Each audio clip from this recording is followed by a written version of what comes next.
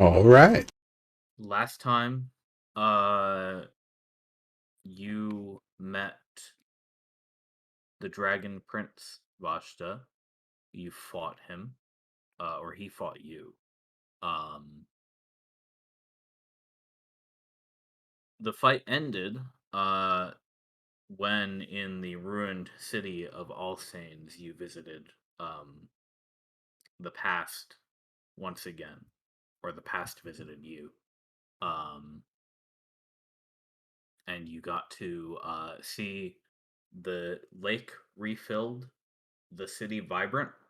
Um, you met Holtzman and his allies. They had chased down and were confronting a man named Marcato, who was using some artifact to. Well, he used it to, according to Holtzman, borrow some realities from very nearby to his own. And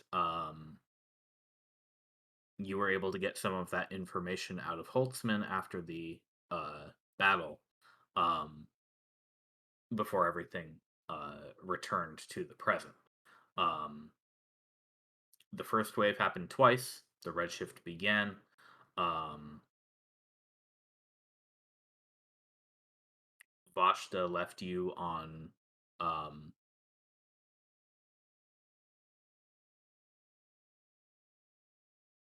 a ceasefire term for the day. I was going to say And applicable. yeah, and you have been able to take your sand skiff all the way back home, and you've arrived back at Chose. So that's everything that has happened in your last adventure. Um, before we get back home, does anybody have anything that they want to bring up or make note of? Yeah.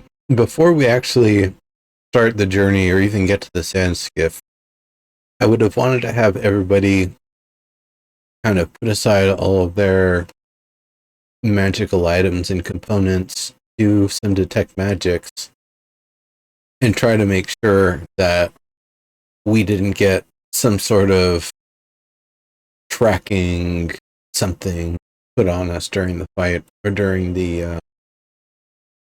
uh the time in town. That's a good idea. You do find that there is nothing, no magic items that you did not already have on your person. So whichever ones that you had in your group that you were already carrying, plus Keen Neo, uh, that's all you've got. Yeah. And none of them have changed in any way or anything. No. Evangelion. Keen's a magic item? What? Yeah, that Well, core is I in mean, there. No, he certainly is a magic item. No, I'm fucking joking. Okay. That was a what? No, really? Yeah, I'm a bard, dude. You? You don't appear arcane. Hmm. Here, I'll So play that you a would song have that feel soothing. that would have probably been it if there was any little piece of like debris or something that either had some writing or had some, look like some part of the city that was unique to that city. I would maybe think about bringing that back, just like a hey, look what we found sort of thing. But other than that, like I wouldn't spend too long searching. Yeah, like I know I found some coins, but are there any other like cooler archaeological bits? You wouldn't have been able to keep them anyway. Yeah, I could. Well, I said yeah, archaeological. he found the coins after returning to the present. Oh, right, okay. There were a few in the fountain. Would you find the coins satisfactory as a team, or would you want to look for anything else? I would want to look at the coins discerningly and see what era they came from. I mean, if that's the case, we could just scoop them all and sort of map when we get back there. Yeah, there was like a handful in the fountain, in the dry fountain that you. Yeah, I just think we should take a moment to lay them out, look at them closely for keys, elements of, dates, names, faces. They are fairly worn. Obviously, they're 1,000 years old, plus. I have some Roman coins that are more than 1,000 years old. Oh yeah. Uh, they're all silver coins. So they're black. Yeah. Is that notable for a reason? Well, if they were tossed into a fountain, these would be probably well-to-do people tossing Nickels and quarters rather than pennies? more like dollars or even fives at a certain point. Okay. Yeah, Yeah, silver coins are not coppers or yeah, they're definitely not pennies. But again, there's also not that many of them. So That's notable. and it means the people that were here were at least moderately wealthy, of average wealth.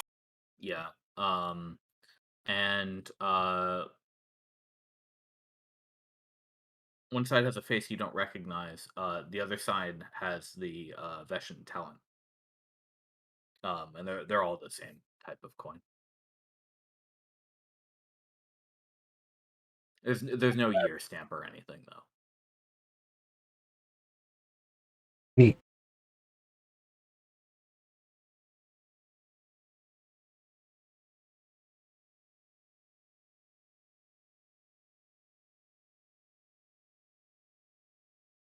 Okay, well, I mean, that's a clue, I guess. Yeah. Oh, I guess one other thing before we left. That curtained area that Vashtu was hiding in there, I would have wanted to investigate that. Okay.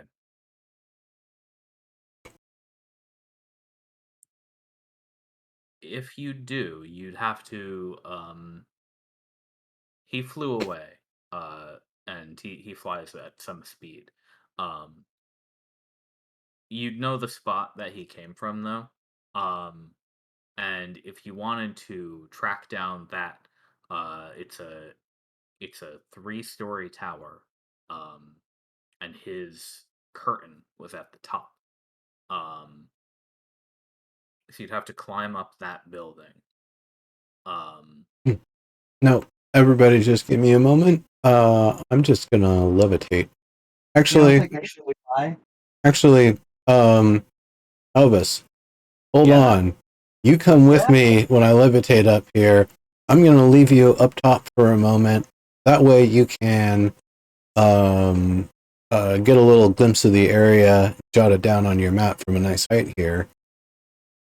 Oh, beautiful! I love And that. while I investigate the room below, we're only going to have about 10 minutes before my natural wings here kind of crap out. Yeah, Gotcha. you have no idea what sorts of tricks and traps this man might have on his lair, if this is his lair. I don't know if it's his lair so much as maybe a place that he'll kick it sometime. Keen can climb up walls too, right? I don't think she has a climbing speed, does she? Let me double Doesn't check. have climbing speed. She doesn't have climbing speed, but she can climb, so she's climbing at 25 feet. Oh, that's still pretty good. Yeah, as always, anyone can climb at half their speed if they don't have a climbing speed, assuming it's not like smooth and really difficult to climb. Okay. That's just strength checks, right? Not even strength checks. If it's like a rough brick wall and it's reasonable to climb, then you can just do it. If it's harder, then yeah, that's when I start asking for athletics. Gotcha. Yes, there is an assumption here. All right. But Tell me how you want to get up here. If there's anything besides just levitating, Um, because levitating is fine. yeah, it's probably going to be just levitating to get up there. What were our potions this week? It was 2 vials of poison and Gaseous form. Gaseous form, which I took. okay. Oh Yeah, I have the other one of those. Yep. You know what? Maybe I should grab that. So if we get in some trouble up there, or I get the levitation knocked out of me, we have some way to safely make it down. Yeah, sure. I'll pass it to you, man. Well, thank you. All right. All right. So, are you still carrying Albastaver? Yeah, he's gonna just be on my back. He doesn't overweight me for this. Yeah. Okay. So you two, you make it to the bottom of this tall building, and ignoring any normal entryways, you float on up while the rest of the party waits for you in the street below. Um, you are all free to decide your anxieties about the redshift while you're doing this. And you go up all the way, and there is a lovely new looking purple curtain across a what may be perhaps was originally a window that has been enlarged in some way. Um, do you open the curtain? Actually, Elvis, I'm gonna move us just a bit to the side. I want you to use your mage hand to open this. That way, if it explodes, we don't die. Already ahead of you, yeah. Okay, you use your mage hand to open the curtain, and as you sweep it aside, what you see is a fairly small room, um, furnished with rugs and lamps, um, and in the middle there is the burning, already faded outline of a teleport circle. The symbols are already gone, um, and if you had to guess, you would say that the circle itself was probably made of fire or something. Hmm. But it has already burned out, and you can just sort of see like the smoky outline of the circles and triangles and whatnot. Interesting. I wonder if he has the ability to just jot those down at a distance. Oh, pretty Well, neat you trick. of course know that um, going to a teleport circle requires drawing one, a temporary one. Oh, yeah, that When would you make sense. when you cast the spell, yeah. Yeah. Okay. Obviously, you don't find any traps. Yeah, apparently I'm more interested in my next set of rolls, which will be me looking for booty. I guess while he's doing that, I would probably be following along and not necessarily looking for booty, but like notes, information, and trying to make sure to put things back in the order and the placement where they were.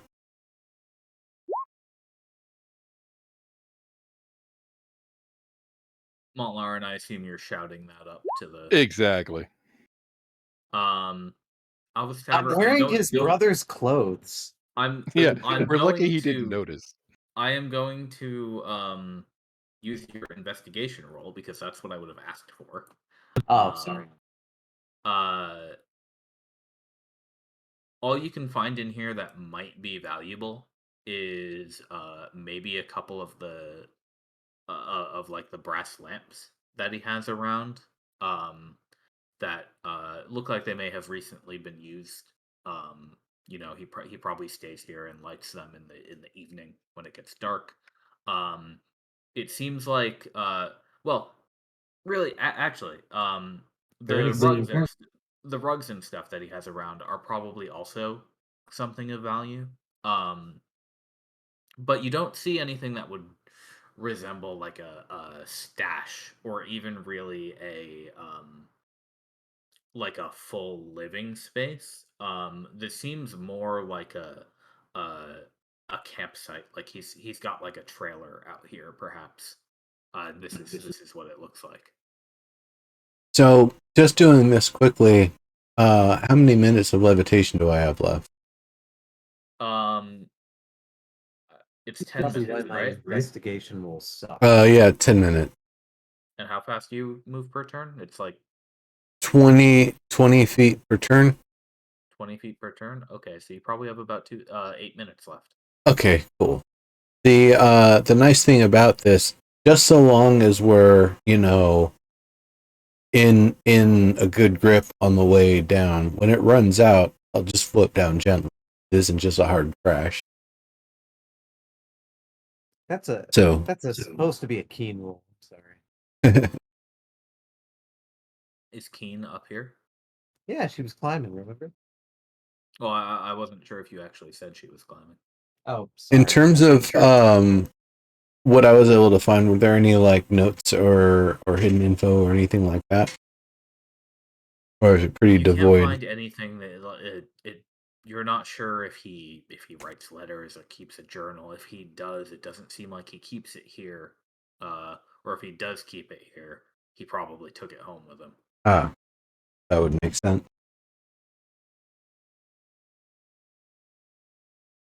Well, all right. It's nice to know what this place is all about here.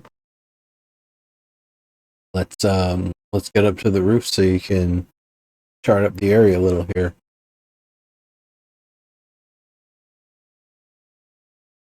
Yeah, you're able to quickly take a mental sketch and a physical sketch um of the surroundings, filling in any blank spots you might have missed on your first visit, or your first patrol around the rough perimeter.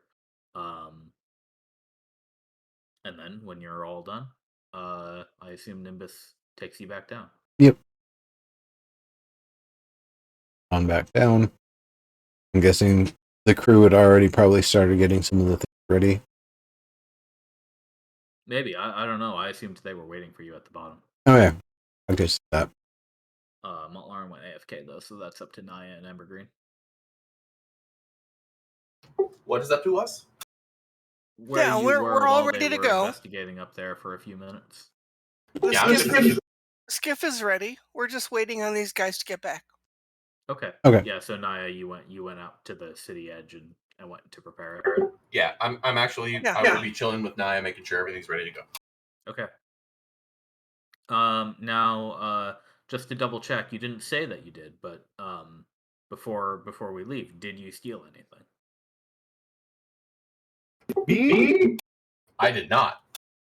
No, not you. I mean the two who actually went into the room. No, if there was any information to find, it would have been, take a mental note of it and you know remember it for when we get back. But there wasn't really anything, so yeah. I mean, I'm not going to be petty and take the brass lamps. Okay. He doesn't really like his clothes don't really fit me, and I don't think like he has a stash of his clothes here. So Well, he may not need clothes either, since he could just do some spell that makes him look like a human. you're still naked. No, but yeah, if you've got prestidigitation, then you're good. You only need one set of clothes. You're still naked though. No, you can clean with prestidigitation. Oh, you're not talking about like illusionary clothes. Yeah, no. Okay, for a second there, I was all like, yeah, illusionary clothes, but you're still naked. Oh yeah, always bring a prestidigitator into the swamp with you, or anywhere else really. We're all Pretty much. naked. Well, the team has gotten the sand skiff ready while you two have been investigating this location. you manage to get back to them. Your skiff is fortunately completely unharmed by any of the events that have happened so far, and you're able to ride it home. It takes you a few days. You outrun the Redshift as usual, and you arrive at Jose before too long. Today, you are the last group to return in and check in with everyone. Are we getting better at operating the skiff? More Um, adept at it and stuff? I mean, you know what you're doing. We're still gonna have to make the checks, but Okay. we'll worry about those on the way out because time is less of an issue on the way home. Okay. If you add or lose a day here or there on the way back, it doesn't really change anything. Um,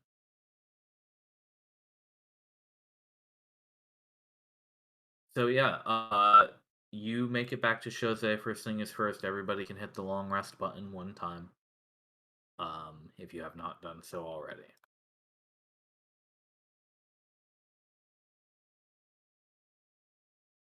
All right. Thank you. And Captain Van is the first to greet you near the gate. Um, he floats on behind you as you make your way through the ruined northern half of the city to the actual fort in the center of the city, under the protection of the obelisk. He says, "You're back. There were 2 waves this time. You're the last ones back today. I'm guessing you have some good news, I hope." Interesting news, at least. The past. It came to us again. I mean, patterns are patterns, dear Lucent. You probably guessed that.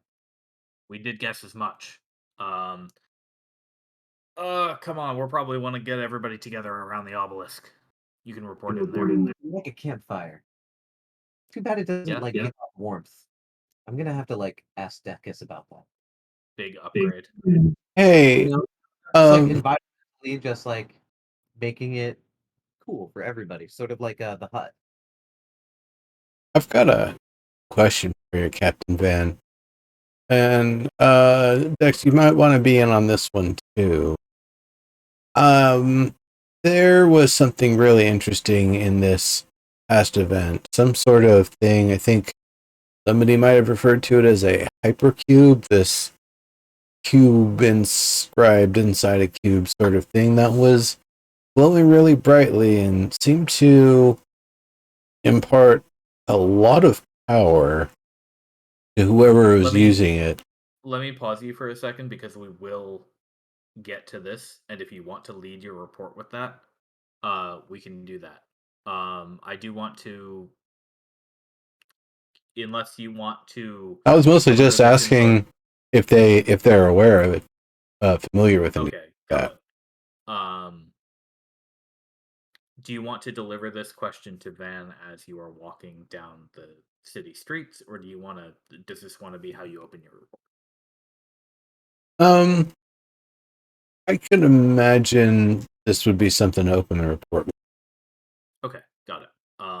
So then let's rewind for just a second before that happens.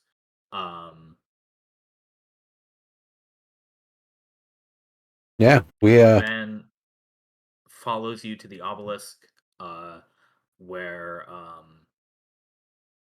the brigadier has her list that she usually keeps of names. She crosses you all off and says, "Good, as usual. Last back, everyone is here safe. Good to see you.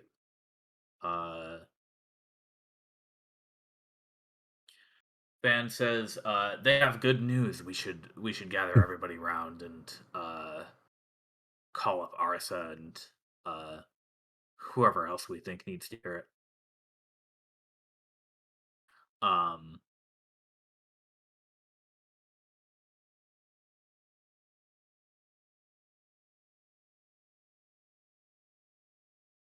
I could just see his health bar. yeah. Oh, so nice. I mean, technically, you didn't get your long rest yet, but you will. You have a pipe, Albus Tavern? Yep. Okay. Alice Stavert took up smoking actually at the expedition. Huh. Okay, good to know.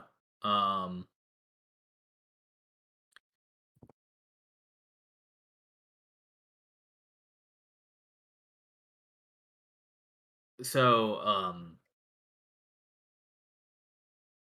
Van actually, he carries out a stack of chairs and stools for you to all sit around nearby the obelisk, and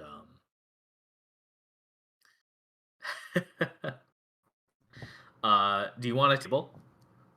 Thank you, Van. That's very kind of you. We can get you a table. I I'm am just serious. saying it's That gonna ain't get. gonna happen. I'm just saying it's gonna get complicated. Okay, maybe Van will. Maybe we'll send Van to get a table like halfway through. So once Dex arrives, Macau is also here. The Brigadier, everybody else who wants to be here is here around. And Artha has arrived out of the crystal, sitting on top of the obelisk. Nimbus, that would probably be the best time for you to jump in. Yeah. So, So you were asking, do they know what the artifact is, or do they know what a hypercube is? if they're familiar with an artifact of that sort, Okay. kind of describing its nature, its properties, and kind of coming to the assessment. I don't know if we're all Okay, in. so tell me for when you use certain properties, how much of the information are you starting with? I tell them about the entire encounter, like the battle, dude who was holding it, what he was able to do with it, and then Holtzman kind of, saying that it's something that he handled delicately and in a special way because it's very powerful and very dangerous. Okay. Dex, from his chair, he says, "Oh no, I've never heard of anything like that." And he looks at Van, and Van turns his eye at him, and he says, "No, this is news to me. If it's something I should know about, it's something apparently Vesoth had back before um before either of us were ever born." How about you, Arissa?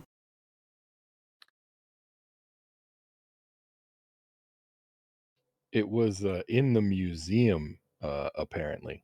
There. Yeah, she says uh museum in Alsaines.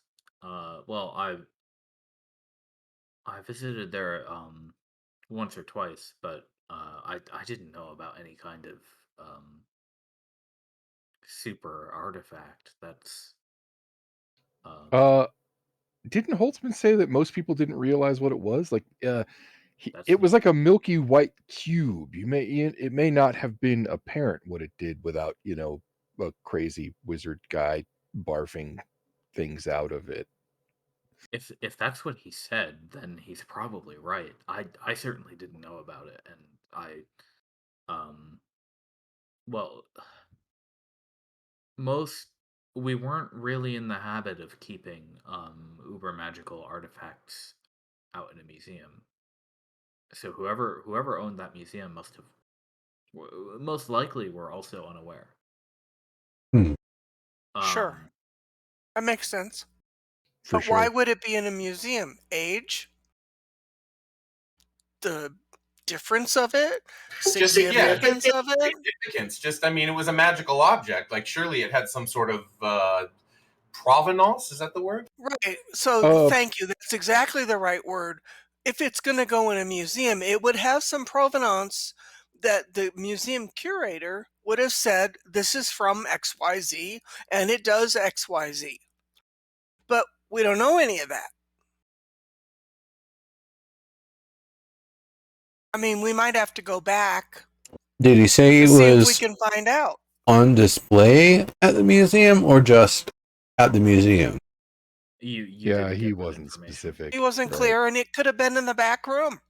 That's more what To I'm thinking. answer your question, Montlarin, she says, if I remember correctly, it was mostly fashion history, which can get long and meandering um, in this old part of the world. So perhaps it was something that somebody dug up somewhere in Bessel. Right, I could see that. And then just kept for its antiquity at that point. It's certainly possible they knew it was magical, but had no idea what its actual properties were. That actually seemed to be the case, right? That seems to have been the case. It wasn't until Holtzman and Marcato was whatever the guy's name was, they had already had some conversation or something about Yeah. the potential properties because Marcato said it does exactly what you thought, Holtzman, and more. Exactly. Yep. I got the feeling that maybe they worked together. Right. So they had, as specialists um of an industry, of any industry do, you get together and you do shop talk. And these two guys got together and talked about the magical properties of quote unquote hypercube and the possibilities. And there seemed to be a very strong belief system in their magical schools of that time that if you used that you could use a hypercube to access other dimensions and go I just over. want to. It's fine that you're saying it. I just want to be clear that nobody said the word hypercube in universe. What did Okay, we call it? Okay, what? what do we Cube call it? within a cube. I just need another word. Cube Okay. within a cube is great. If you just want to call it cube, it's probably what most people would call it. I just used it to describe it to you. I do have one question about the Okay. state of this tesseract. Which is another good word, by the We way. don't even know if that's what it is, though. If it's Artifact. a hypercube, A it is a magical tesseract. artifact. We saw that he has a magical cube. Does it? Is it a still image of a hypercube, or was it like doing the whole moving thing that Oh no, you? it was very static. Yeah, it Okay, was okay. as though a carved crystal, right? Yeah, Right. So like more a cube within a cube than an actual hypercube. yeah. That's what I was asking. Is like, was it doing the whole like, where it was like moving with impossibility? Yeah, it was wiggly. No, it was not so obviously magical in that way. You could mistake it for a very unusual type of gemstone if you didn't know any better. Most Right. definitely. Yeah, if you don't Probably. know what that guy's got in his hand, then Yeah, you're filling in the blanks mentally. if you were like a geologist or something, you'd be like, it's really interesting how the formation of this crystal pushed off this mineral in order Right. to make this shape. Yeah. Naya, were you in the middle of a thought as well?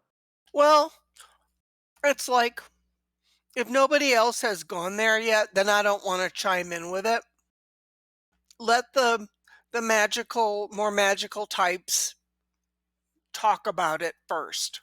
But I did want to talk about how Right. They Holtzman's theory had is important. it is important, and the whole belief system of the time is, in my opinion, very important Right. because it's got a fundamental error in it. But the main thing is, as we tell this story, that I want to make clear, and what I was kind of harping on in that last scene was that Holtzman and Marcato, or whatever his name is, are, it's Yeah, like, you got it. yeah, it's so there's no discussion about what they thought, until a lot later. But um, that's the conversation that we hear between Holtzman and Marcato when the guy's standing up on the roof, and we don't even know what he's gonna do next. Just got to get The him off the damn roof. Brigadier leans forward and she says, uh, okay, I think I'm keeping up with most of what you're all telling me here. So, you've caught a glimpse of the past again. You met this Holtzman again. Yes. Holtzman Um, confronted a terrorist that he might have worked with who had a gem. this Uh, happened while you were in the city. Yes. Right. Yes. Yeah. It comprised essentially the battle, because there's always a battle. Right. We helped Holtzman get this artifact back from the wizard, at which point we had an opportunity to talk to Holtzman about it. And that's where I think the important information started to flow. Yes. Yeah. Holtzman seemed to think that the artifact had the power to bring truths, for lack of a better way to put it, from other worlds, other dimensions, Other possibilities of Non-planes, very specifically. That gets right. a Yeah, that timelines, gets maybe. a reaction Wait, what? out of both Van and Dex. so They're both like, oh really? yeah, Okay, wait, what? it's the sort of thing where you know how things could have gone differently just on one person making one different decision, and then that cascading over millions and millions of decisions people do and creatures do and things that happen in nature as a result, and how there's all those sort of differences. It's like all of those they believed were real, accessible, tangible things, and it sounded like the intent was to try to use this cube to reach into one of those to get something. Man says a door to many worlds. That's impressive. And Dex says, yes, that would be quite the device if it's capable of that. Well, To think about it though. I mean, the possibilities are endless, but the That's right. dangers are, holy crap. That's also right. Now, let's see. He says,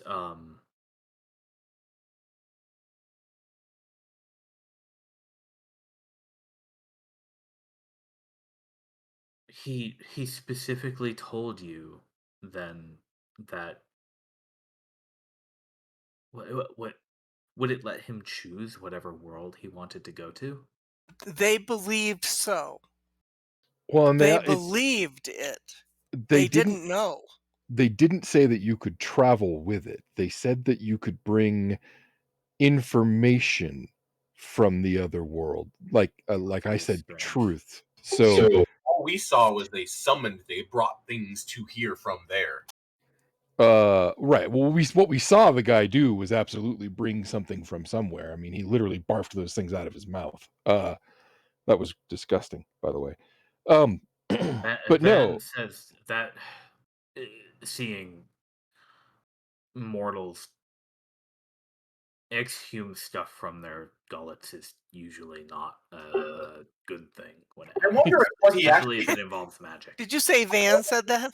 Yeah. That's pretty Yeah. hilarious. I wonder That's if what funny. he did was not vomit them forth, but actually speak them forth. If they became as he spoke. That's Yeah, maybe. I think that's quite possible, Holtzman's but it makes the it word even vomit more. means to spew forth, so it's Yeah. it's six and it Does, doesn't and it- have another. but I No, think I mean, No. like, I don't think it was Makes it inside the more- belly so much as he said the words and the thing manifested. Oh no, right. absolutely. I think but that you do what's vomit scarier song. is that if it's a vomit like that, then it means it's immediate. There's no delay. You speak those words and things happen. They did Right. happen quickly. To That be, even jives with the idea of to be specific, though, what Holtzman said was that you couldn't go there and bring something back. You brought the truth of something back. So, if, for example, the creatures we fought came from another world, then what was brought back was not those creatures, but the truth of a world where those creatures were there. yeah, Do you Ben says, understand? Ben says an arcane description. what were the creatures you fought? Aberrations of some sort? Yeah, for sure. I actually don't know the type. Yeah, most Oh, definitely. We don't have any example of that type. Weren't they like weren't they like carpets or something? they were like black gray ribbony specters of a sort that they took the shape of men vaguely. Oh, okay. They also did a lot of psychic screaming and that sort of thing, Yes, they and did. tried to touch you to drain your life, or just make you be in pain. Right. What's that for, Avastouter? I was gonna ask if I could. I was accidentally clicking that. I was more hovering it. But no, I was gonna ask if I could roll insight to remember any important details. But you actually got everything. Well, the other thing is that this was in the audience of not just Holtzman, but King Eruditus had joined us. Right. Right. And this makes me kind of wonder, kind of worry if For sure. this artifact may possibly be involved with what caused the Redshift, and that the Redshift is a failed attempt to achieve what they were trying to. Most assuredly. I think I we are agree all with that kind of line. in agreement that that is probably what happened. Now that we've encountered the cube and we have some idea of what it can do, we all kind of expect to find the cube when we get to the tower. It's not a bad guess. If the things you're saying are true, and I'm sure they are, but if Holtzman here is correct, then it's not a bad guess.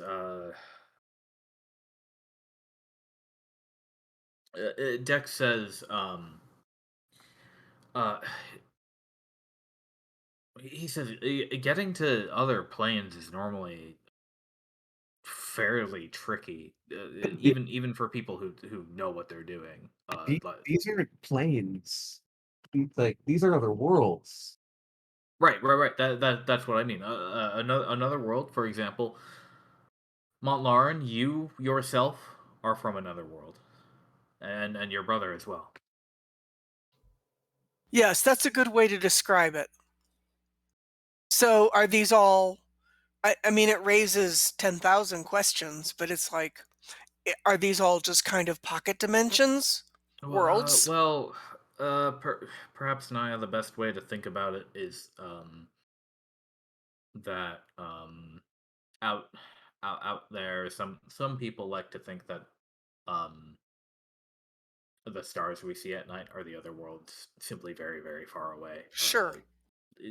Thousands and thousands and thousands of miles away. But whether or not that's true, think of it however you like.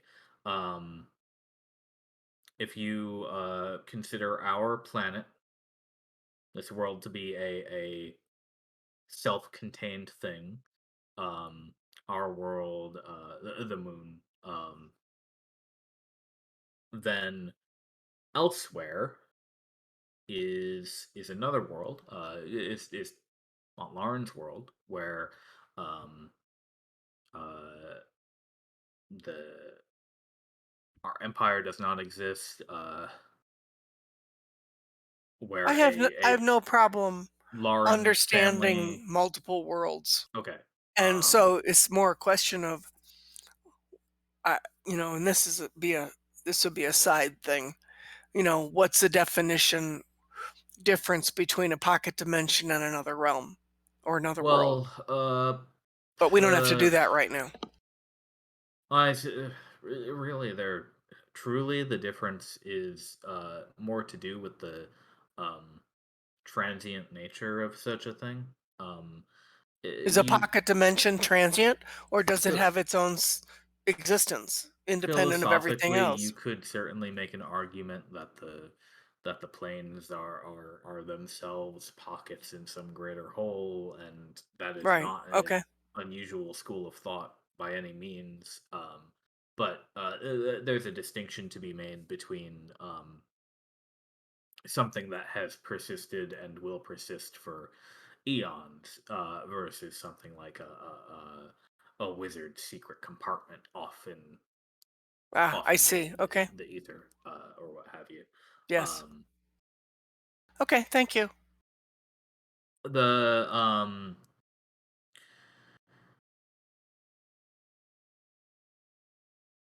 what you're describing, Montlaran, is the ability to even if not go there, to access specific worlds of your choosing is I mean, you yourself came here mostly by accident, correct? That's uh yeah. The magic involved was beyond my I mean, I have no idea how it worked. Surely there was some wizard who you uh Several, in fact. um perhaps well, that it's likely then that they chose our world as a target, right? They knew about this world. Um, Perhaps that means at some point in the past our worlds have communicated before, and somewhere in your world somebody has kept that knowledge all this time. Um, uh, but That was in your it's discrepancy, though. well, well, separate thought. But the Yeah, so Montlaran, you came to this world because your people knew about this world, most likely. I can't speak for them, obviously, but if I had to guess, they probably were not sending you out into the random cosmos, hoping you'd Uh land somewhere. Uh, no, I was definitely sent specifically to the world where my brother was sent. there you go. Yes, of course. So you can sort of I guess the average person wouldn't know what a frequency is, huh?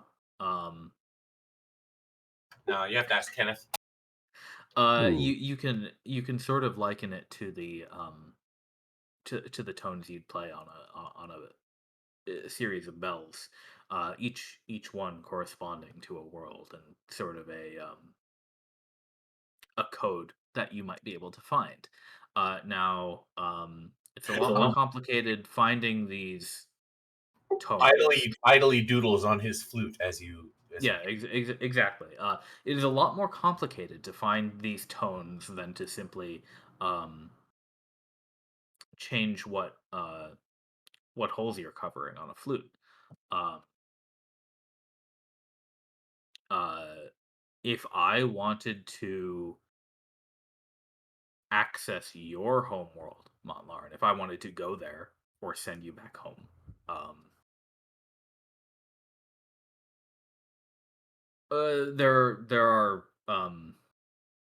there are materials and rituals that we can perform using you and perhaps a bit of your blood or hair or something that we could use to decipher those things.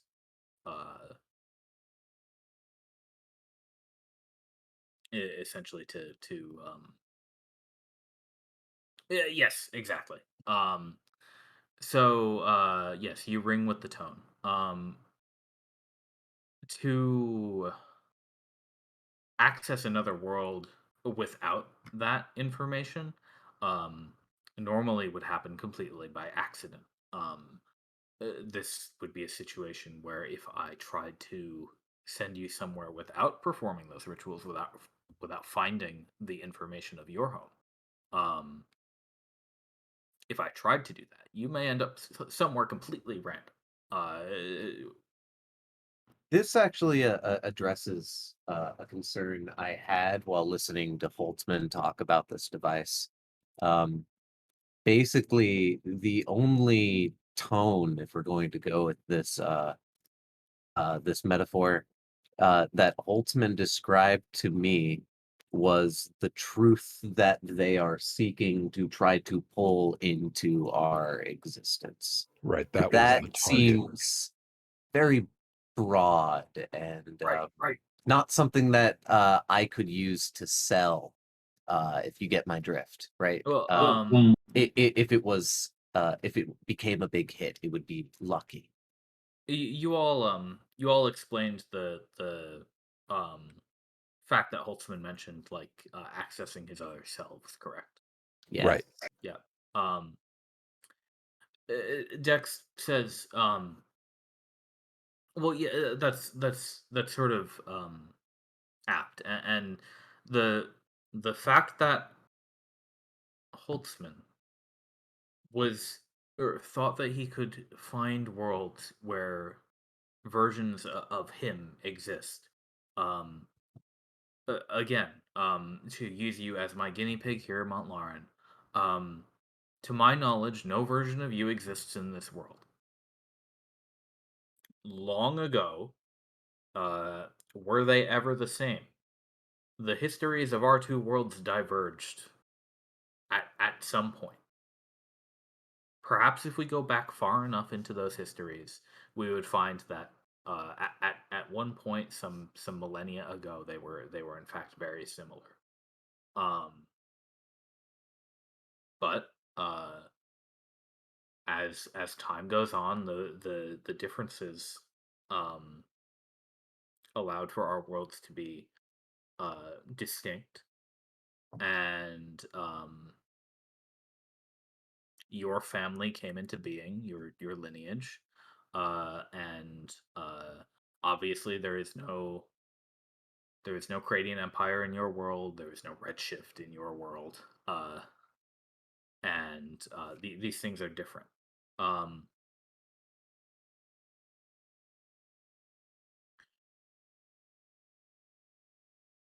if you knew about it,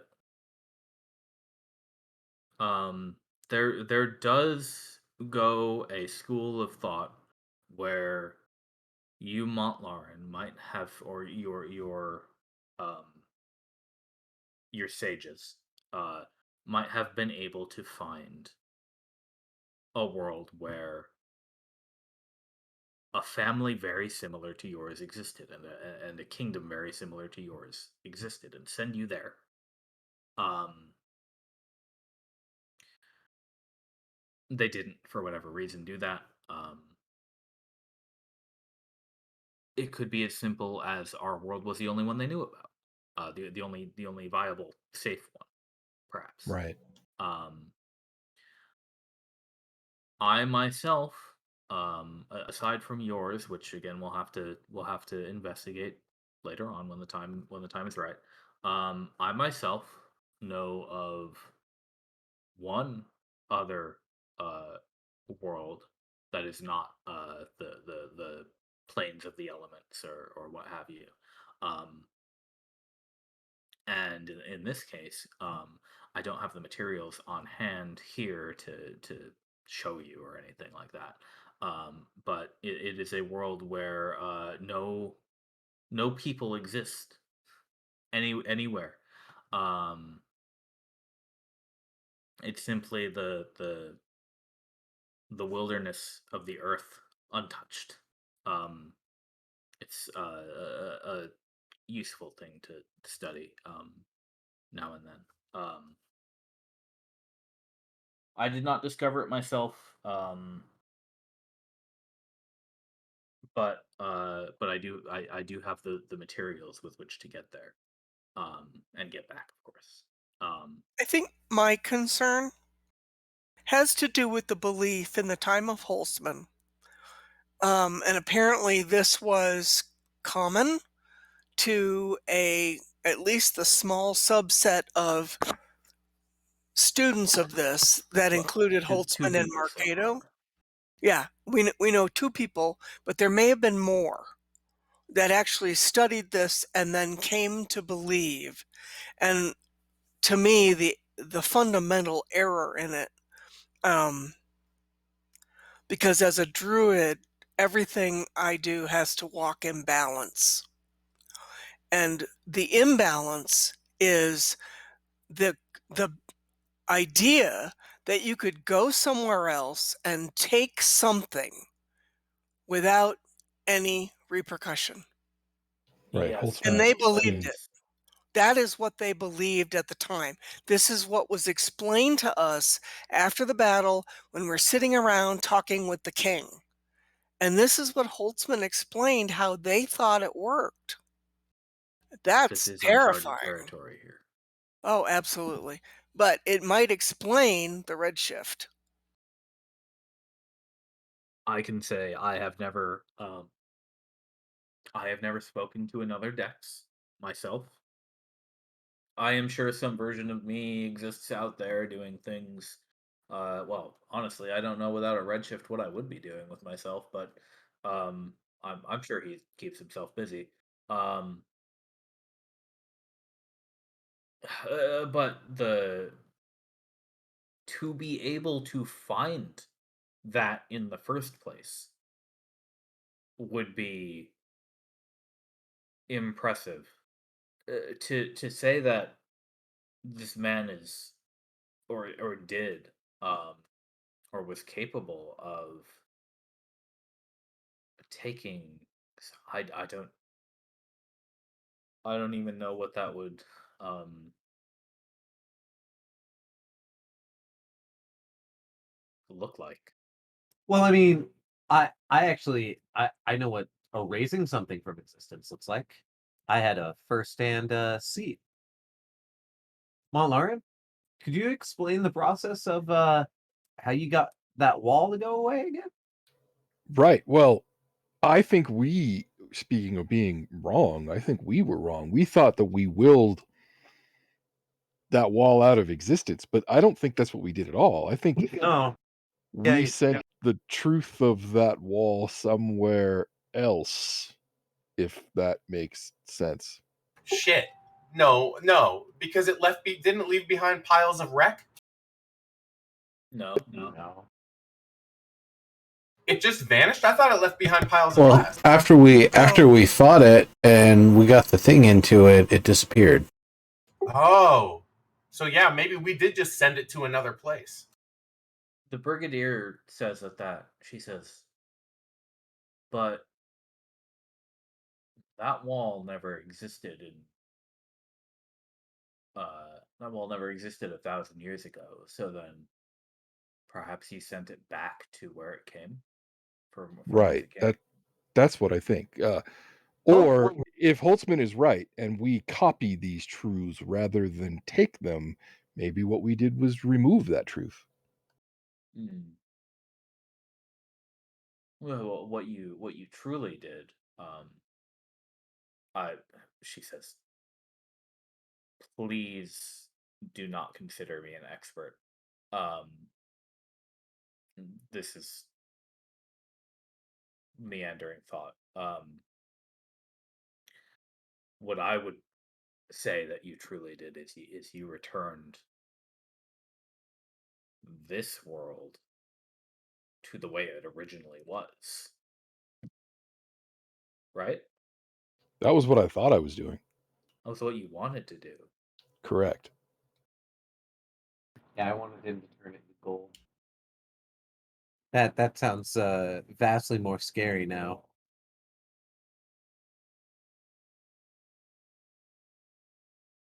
She says, well, if your guesses hold true about stealing things from other worlds, then yes, that would have been quite a lot of gold to steal.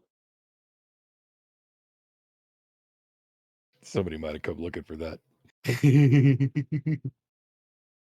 Albus goes wide-eyed while he's giggling.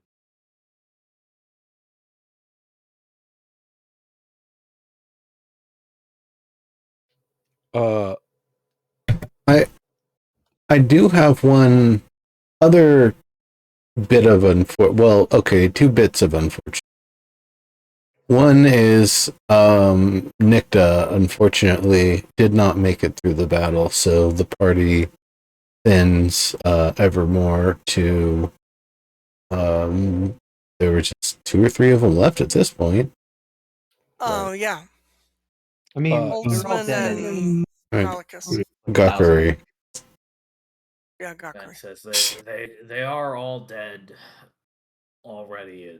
I mean, Yeah, I know, but knowledge, but one less person to be able to get information from. But the more unfortunate one is that now the our opponents in the region know all about these things because we were in the middle of sparring with the elder to the last 2 we were dealing with. Name is Vashti. Seems to The be dragon. Yeah, he seems to be somewhat of a formidable fighter and has some fancy flaming techniques that he uses. Really good at dodging stuff. That is that is new information. Okay, But Yeah, we did. he wasn't a jerk like his younger peers and like Morio, who I'm guessing was younger. He might have been older. I don't, have no idea. he certainly acted more childish, though. Yeah. So Vashti tried to kill you. Vashti wanted to spar with us. Didn't we weren't looking for a lethal battle. I don't think if we got him down we were going to finish him off, and likewise I don't think he was looking to finish us off. We were just kind of Felt like a game. Yeah, it was kind of a little test of skill. So it's one of those show me that you're tough enough to have my respect sort of thing. And when the thing Didn't he make like he knew who we were by Oh yeah, he knew a lot about us. reputation, but not by so this was definitely a feeling us out. Yeah. And I don't know about you folks, I definitely held back. Can't show him everything immediately. We'll definitely have to plan our strategy for the next time we meet him in case he decides he wants to do some more sparring or bring some of his the lava golems or whatever. She says, "Well, what happened to him? Did he run away?" Oh well, yeah. No. He actually stayed with us for the entire event. He helped us in the fight. He actually came to the past with us, which is the first time that's happened. Yeah, there's no reason why he wouldn't have. Anybody who would have been in our presence would have seen it. So Right. That makes sense. Yes, anybody has been able to walk into those, such as the one that occurred in Orvis. We were able to send just a couple people in behind you to survey and pretend to be of the era. So, yeah, that makes sense. We treated him with respect. And And he he actually gave us credit initially for making the change. He was like, "Whoa, whoa, whoa! You guys have a different kind of magic." As the world changed and we were in the previous time, he gave us credit for all that happening, and was Van says, immediately so they didn't set know back about on it? his heels in terms of like, "Whoa, what is happening?" Yeah, That's correct. They had no idea. they've Had no idea. the only one I think could have ever experienced it would have been Morio and his little goons if they were somewhere further down the road that an event would have happened.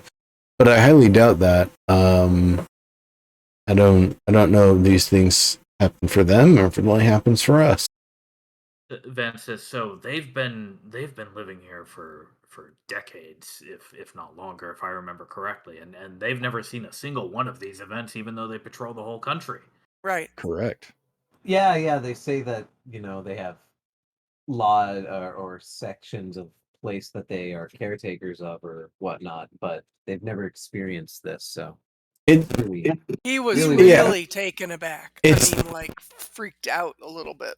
something that seems a little interesting. Like, he was very blasé about things. It wasn't like, oh, I'm out on patrol. I have this duty. I have to go and confront you. It was, oh, I'm glad I rolled out of bed and decided to go over here today. This is real interesting.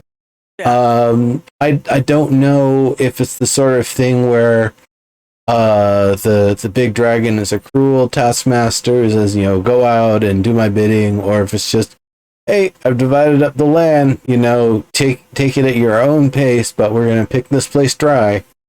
And so they just take it at their own pace. Maybe that's why Morio was where he was at, because the stuff was maybe a little less dangerous over there, and he might have been a little ambitious with the chip on his shoulder trying to prove something there. So that would make sense why he would have been the one that was further out. And then for Zoramos and Ashirala, it would make sense why they were so up in our business over the territory, because this was a large kind of shared space of territory that it seemed like they were in control of. And, well, we kicked them out. But, they wanted that tower. They wanted, once they saw what the Star Tower of S was all, or not the Star Tower, Ursus Tower, the Flower Tower C. That Flower C Tower. I thought they were gonna step all over it and probably kill me, but yeah. Well, I'm glad they didn't. We're glad that they didn't come back since then, I think. I don't know if that's a good thing or a bad thing, if they're just hiding away. They'd gotten chewed out, is what Vashta told us, that it wasn't some sort of like imprisonment or anything for abandoning the battle. It was just getting chewed out. We knocked out their teleport circle, so yeah, they'll have a hard time coming back. Yeah, yep. They'd have to make it through the Redshift again, and at that point, we'd probably notice. Yeah. Vashta, for what it's worth, seemed like a relatively reasonable being. Yes. I mean, he definitely wasn't our friend, but he did hear us out, and he didn't totally act like an enemy either. No, right. And in our trip to the past, he was a perfect gentleman. Exactly. He helped us fight in that battle. Like, a few of us were getting kind of stunned by those nasty creatures that got puked or summoned or whatever out. And he was able to, just as with fighting us, dodge a lot of stuff and not get affected by a lot of stuff and put out a lot of damage. So it was actually good to have him there for that. Yeah. She says, credit for not being a backstabber to him, I suppose. If he's willing to be fair and conversational, so am I. We'll have to see if we can track him down again, I suppose. I imagine he'll.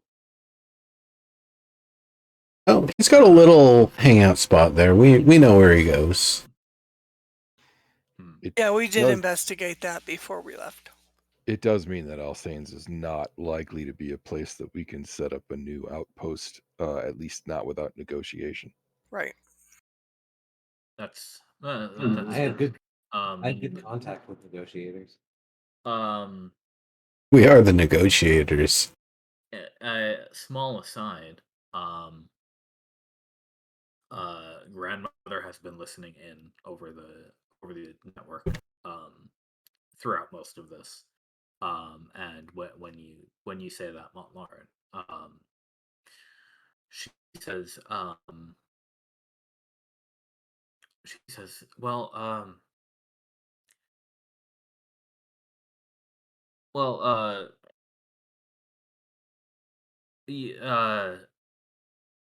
his territory. That city belongs to a friend of mine. Did you happen to see her anywhere when you were there, Eska? We No. the giant Heard tree.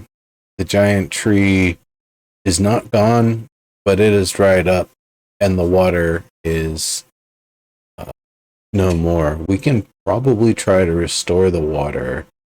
I don't know. We didn't get close enough to the tree to find out if she's still around or not. The lake is completely gone. Yes. Yeah. Lake is completely gone. What remains is but a salt flat. Hey, guys, just so you know, that's wrong. You did see like a puddle. Okay, then we would probably There's say a that. puddle. There's teeniest Salt bit of flats are water. wet. Salt flats are wet. Yeah, they Can can be. Certainly can be. You're remembering the one time I took you to the actual Bonneville Salt Flats and there was 2 inches of water on most of it. Oh yeah. I've actually been there twice. I know, and one time it was dry and one time it was wet. I was there both times. It was really wet says, both times. Dry is a weird thing to say. Sorry. Yeah, but there was one time where there was no puddle, and then the one time where it looked like a sea. Yep.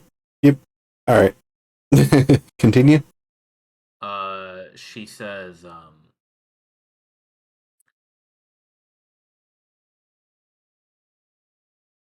well, if there's anything left,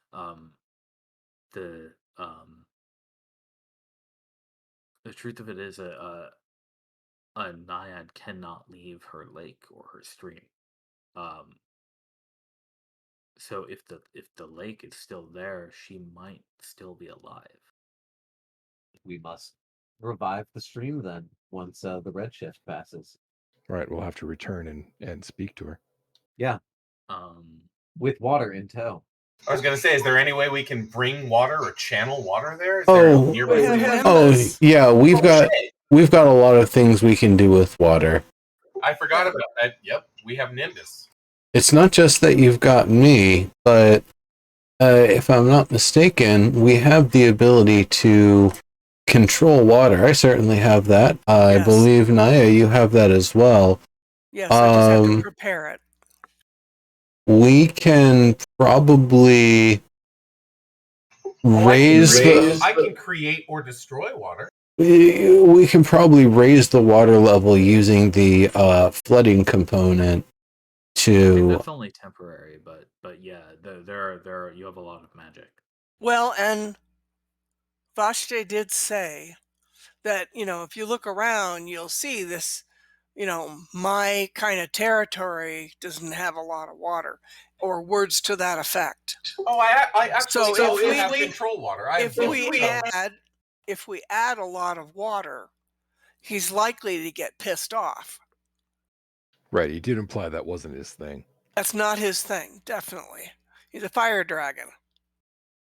Grandmother says, I can't imagine that Eska would have let a scavenger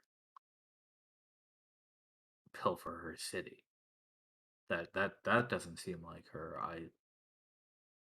The city wasn't pilfered. I actually found silver coins inside of the fountain.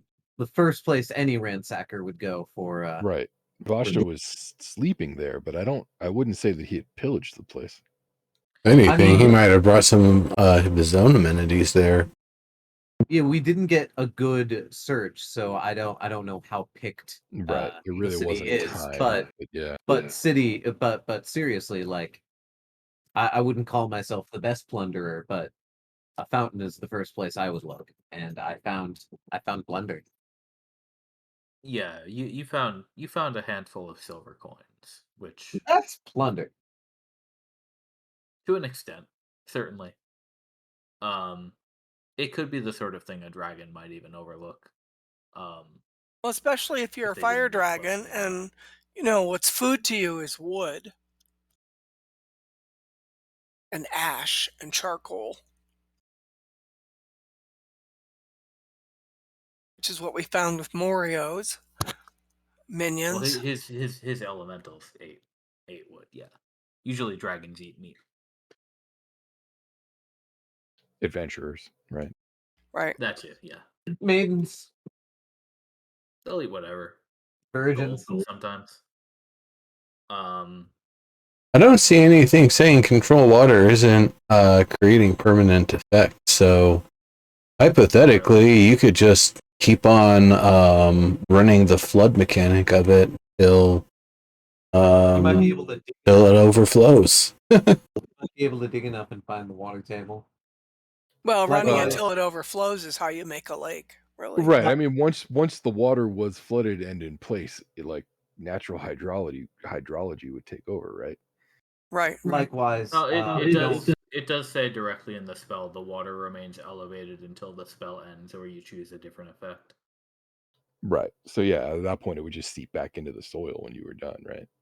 Yeah, Yeah, I which mean, is why we would want to try to find like you obviously like oh, you might be able to get something useful done by doing this. Just like essentially like generating watering the lawn. water. What was that, Mom? As it's like watering the lawn. Yeah, right. Well, there was a So, little puddle, right? honestly, So for the greater So good, I could think use the best- control water. It says using the spell, you can control any freestanding water inside an area, and then from there you could cause it to flood. Yeah, which would probably be easier if we found the source of the welling. Right. Well, it's going to be Why- around the tree, right? Maybe I don't know where Yeah, the like well. a tap root or something. I have the same ability, I'm pretty sure. Yeah, Like, for me I- it's a druid spell. I would use control water to Yep, I even have flood. find the tap root rather than just trying to well up water. Well, this requires that there exist some water. Exactly why I think it's the best option, but not just to well up water, but to find where the water is coming from or a taproot, if any. Likewise, I think the best solution is to My only when we options are talk to flood. the naiad is to establish where the natural channels were that made this area the way it And was restore them. and restore them. Grandmother Totally. says if it's possible to restore, she would know. If she still lives, she would know what needs to happen. So I have 4 options. As long as there exists some water, like a puddle. So I can flood, and that causes the water level to rise by 20 feet, up to 20 feet. Part water, redirect the flow, or whirlpool. But of Honestly, I those think 4 options, flood seems like the best one. absolutely not. I think flood would be the one for the most temporary solution, and I think redirection of water would be the best one for us finding where the taproot is so that we could dig it out and make an actual natural well so that the Yeah, well can spring. rise up Yeah. itself. The Spring. redirect flow, even though it is only a 10-minute effect, to a certain extent, if you are redirecting it over natural land, you might be able to generate something like like the same sort of effect you get sucking water through a hose, where it just sort of flows Like a on its siphon. own. Yeah, Yeah, right. right. Exactly what I was thinking. Yes. Maybes. These are maybes. But no, I Well, was there's actually the whole description. So Yeah. I was more excited just because you got the idea like on the that. Um, Grandmother says, well, I hope you find her. If you find her, talk to her and seek her help. And Okay, we will. Thank you for telling us. um, and if you have to kick that dragon out of her home, then uh, well, you do what you have to do. That is the only water spell that I have besides Wall of Water. Yeah. So that's it. I have Can't create. I can't manufacture water from nothing. I have The- create or destroy water, and I also have control water. creates a little bit. The brigadier says,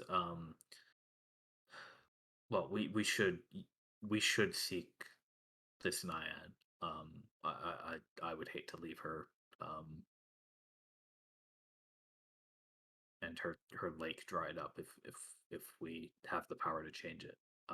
But we'll have to be diplomatic about it if we're trying to be diplomatic with this dragon. Um, if we have some kind of in with this creature to stop the needless fights, then good. Of course, if you all have to deal with him, then you all have to deal with him, and obviously I'm behind you on that. If it comes down to it. Yeah, I think a lot of it is, a fire dragon will not choose to live in water or around water or doing humidity. So this is an environmental thing in terms of where are you going to live? Well, I that much may be do. true, but even if it comes down to such a simple situation as siding with grandmother's old friend versus siding with the sibling of the dragons we've already been at battle with, Right. I would almost certainly have to choose this naiad. Right. I would too, but we might be able to find a compromise. Yes, I mean, yes, and I hope so, and I'm more than willing to help you figure that out. We should send for the statue of Morio. Or actually, has he been Is that as a threat or what? no, actually no, the opposite. Has he actually been restored and interrogated at all, or is he still just a statue somewhere? Because I'm wondering if that can be a bargaining chip of sorts to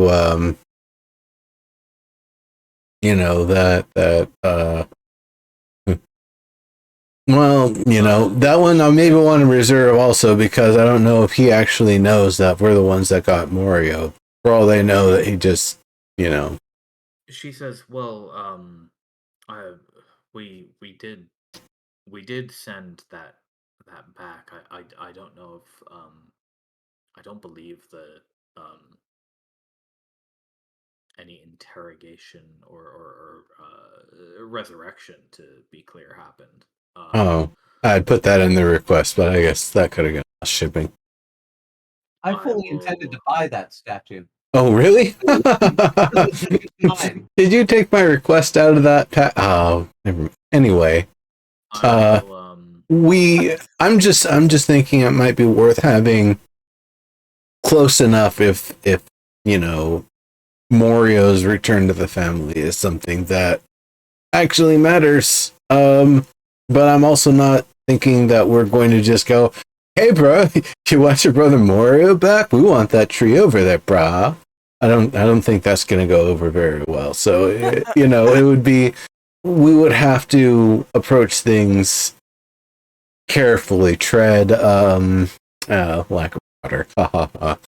I will send for a status and see if a resurrection can be arranged.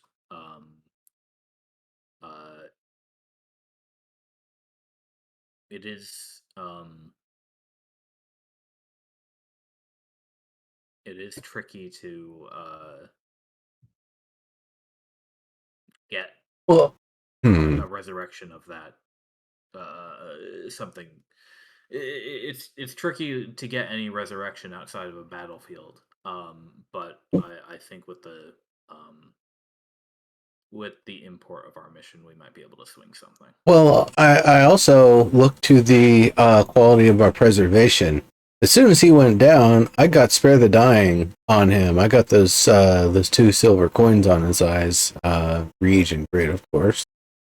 And we brought him back and got him preserved, in that state. So That's correct. I'm not the most proficient in the nuances of the divine and the spirit and that sort of thing, but I remember a little bit from the necromancy side of things. When that stone is converted back to flesh, it should be pretty close to the state. I don't know if the spirit is still encased in that stone. I suppose it would be. In terms of what you'd be able to get back. Priest, but I don't know. I guess, yeah. There's no harm in asking. It could be useful. Yes. Like I said, I will send a letter. Come next week, and we'll see who we can find who has those abilities. I'm sure we'll be able to find someone somewhere. Yeah. I don't know if it would be a good idea. I think at this point, Morio's individual power is below that of any one of us, such that any of us could probably slap him around just fine at this point. So it's not really, him joining on the other side of the battlefield again that I'm necessarily worried about. Just, I don't know. I already took claim of his legal property. I don't.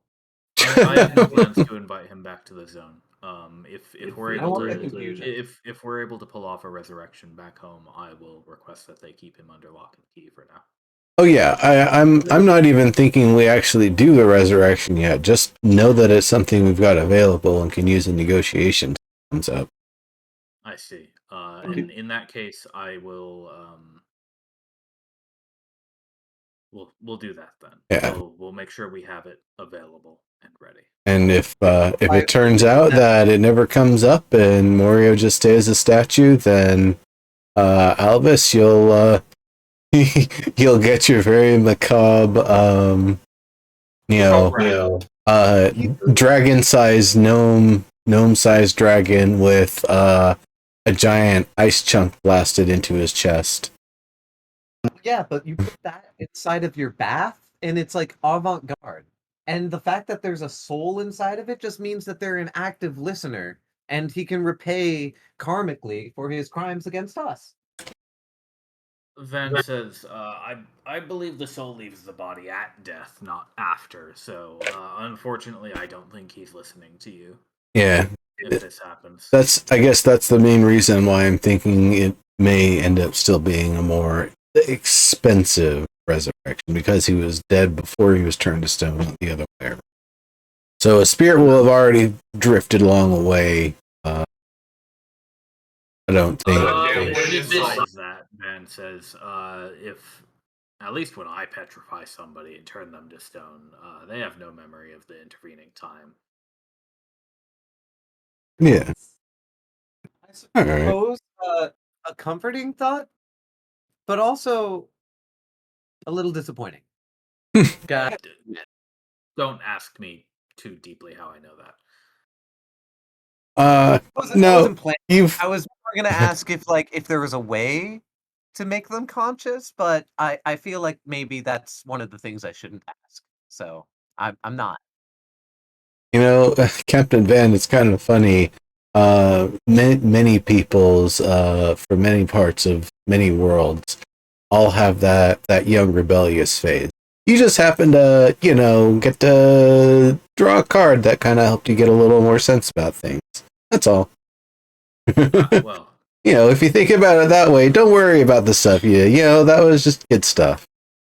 You're an adult now. Don't matter about the time and the age and everything. That's all just relative. We all grow at our own rate. Exactly. Right.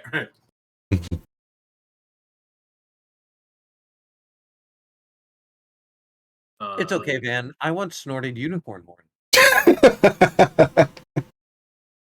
Oh, you and your unicorn horn. The brigadier says,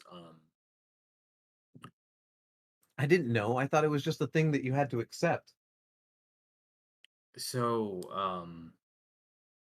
this Vashta, you allowed him to leave. Did he didn't say that he would meet you again, did he? Oh, he most certainly said that we'd meet again. He was one of those people. Oh, right. I meant as in like a date time, but Eh, I assume No. if he's being a cryptic villain. Yeah, we didn't have an appointment. He's able to fly fairly fast, and he seems like he's got a pretty comfy hangout there, so I would imagine it probably won't be hard to find him there, especially now that we piqued his interest and, given him a reason to come back. If He's we also got some things to think about. These were things he never thought about before. Yeah. So it's going to take him a bit to digest all that. Right.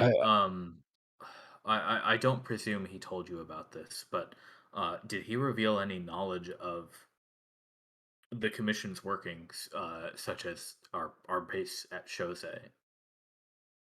No, he didn't say. Yeah. Oh. Dex says, I've been doing my patrols, looking for anyone scrying on us, but I haven't seen anything. But I can only do it a couple times, once every now and then. So it's a matter of luck if it is happening. Um,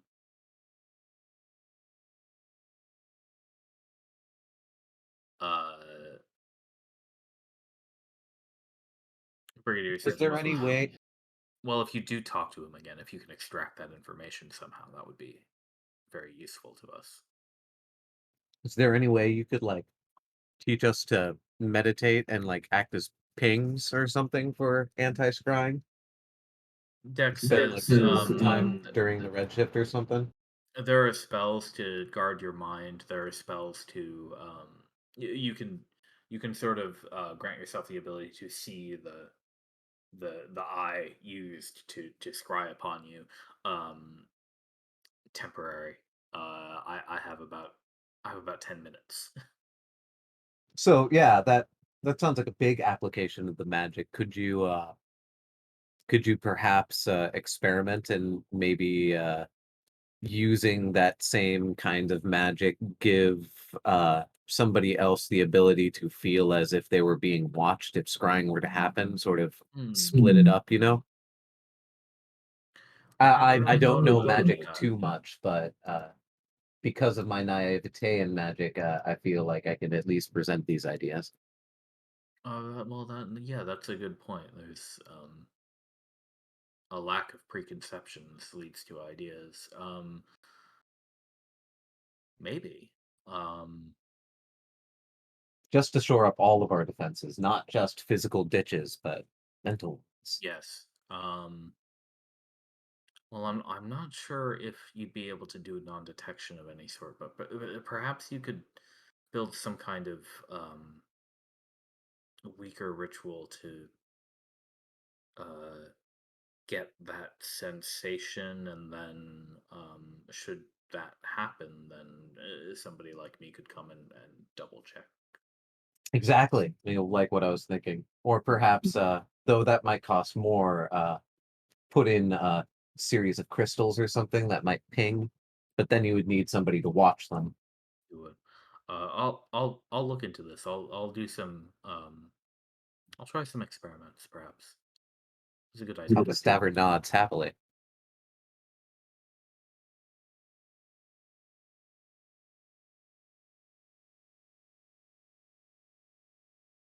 Um, Oh, what's the progress report on estimated arrival for the desert horses? Are we still months out at this point? the brigadier says, "Oh, glad you asked. They should actually be here. They're currently held at sorry, at Castus. Oh, So just about a week away. Um, we should be flush with goats in a week's time. fantastic. Well then, I know if Nami already has another skiff and a half built, set up for them to um, get ready to be hauling. So we'll be able to send out more teams a little bit deeper into the desert from here. I was actually wondering if we'd be able to uh bring one or two of our officers along for the next meeting with them. Um, honestly, I don't know how much you have a desire to fly behind us for a while, but Captain Van, you would probably be one of the more intimidating negotiators when we, while politely and diplomatically discuss relationships between the expedition and He says that his is true. domain. However, I don't feel right leaving the base behind when we know there's a possibly somewhat usually hostile dragon king uh, roaming around the Redshift zone. I can fly. Most dragons I've met can fly as well. I'd want to be here if he decides to pay us a visit, even if it hasn't happened yet. I don't think. Honestly, the best representative to make negotiations would be Lucent. He looks up while standing next to her. I mean, you got the intimidating bit down, but you're also like your knees deep into the kind of info that would be uh actually advisable to trade with such a person. Like, She says, "You're not wrong." Tell you what, though, if you can arrange a proper meeting with this person, then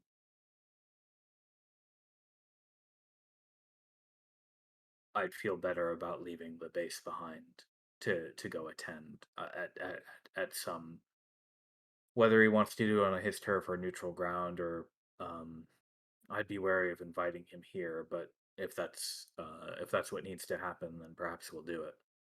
jots down notes. Territory, neutral, engagement, probably tables, Yeah.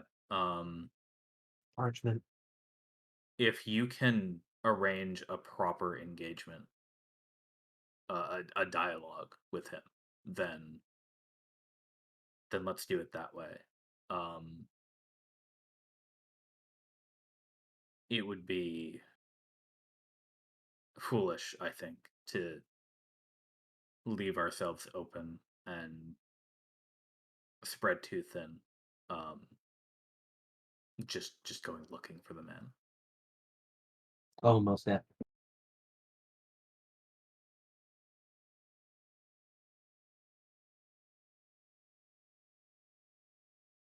I like the sound of that. And she says, if he wants to keep Alsaines, as long as we can rescue the Nyadeska, if we can do something about her, we can come to some kind of compromise. And if he wishes to keep that city, I don't care. Uh, the only thing we care about is getting to that tower. Um, it's always been convenient to fortify a city for our purposes, but I'm sure we can find something else if we need to. And frankly, I don't give a damn about whatever loot they want to take out of the zone here.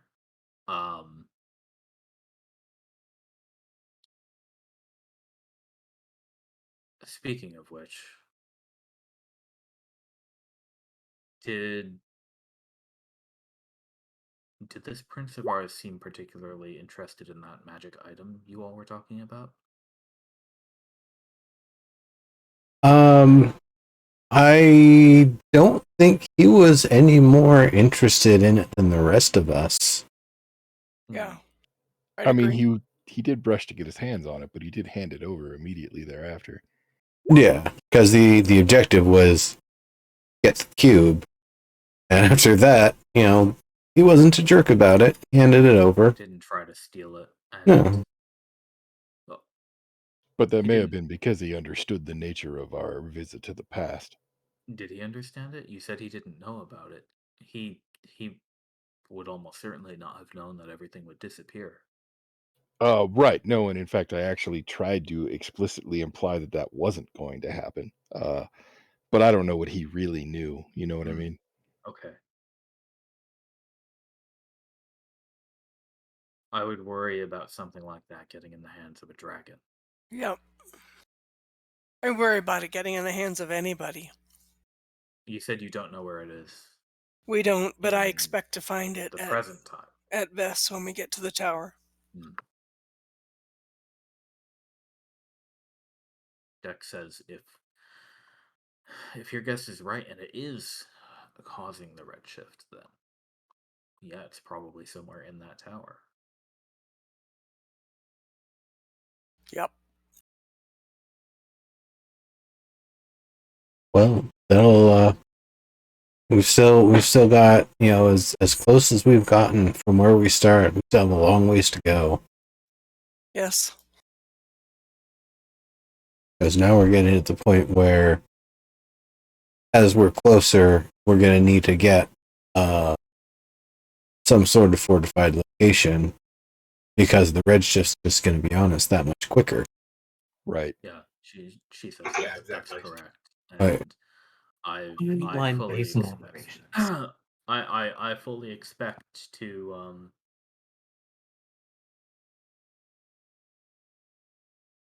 build a fort and obelisk right under that tower.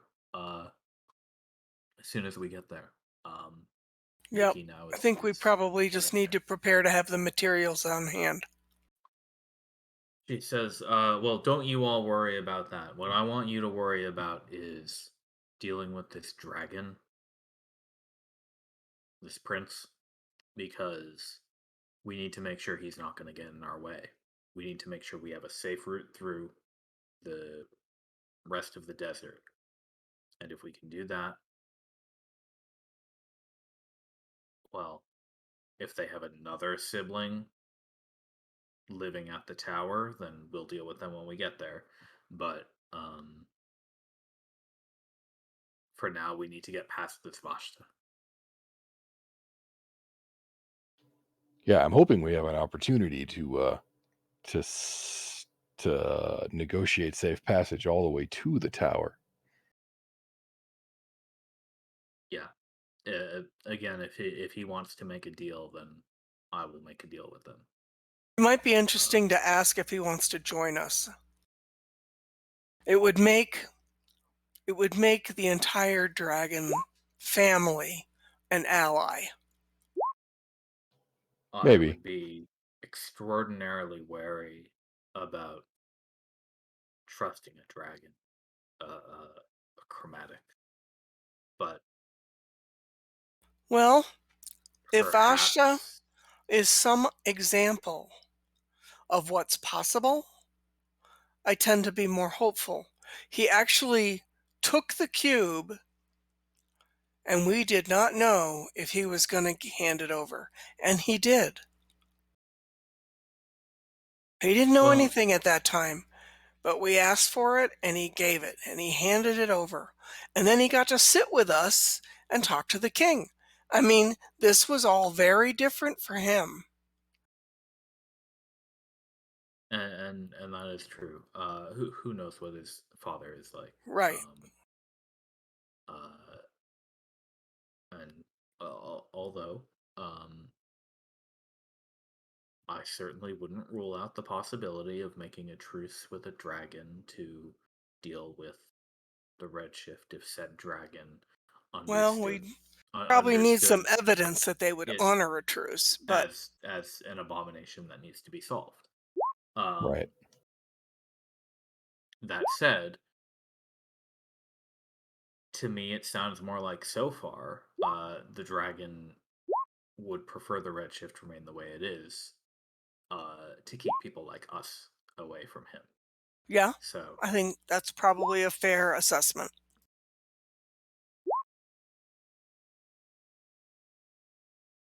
Yeah. Yeah, I mean that's still what I'm getting, and it's one of those things where they might have even thought about, well, if we did get rid of this thing, yeah, we'd be able to loot the place a lot easier because we wouldn't need to take breaks all the time, but and have our little safe spots. But at the same time, then everybody's flooding in, so we'd only have however long until we're butting up against other people. I guess the other thing is we maybe aren't as well informed about potential threats or people trying to come in from the north and from much further to the east. Dex says north and east. That's all the old forest. Yeah, something nasty in that old forest might be getting kept out by the Redshift. I am sure there are many horrors in there, considering that well, when we get to that tower, we'll have only been through half of the Redshift storm. The rest of it stretches way into that forest. Right. My advice so far has been my philosophy on that front so far has been let's be careful about poking our heads in there. Yep. If something comes rampaging out that we need to deal with, then that's just another thing in the Redshift.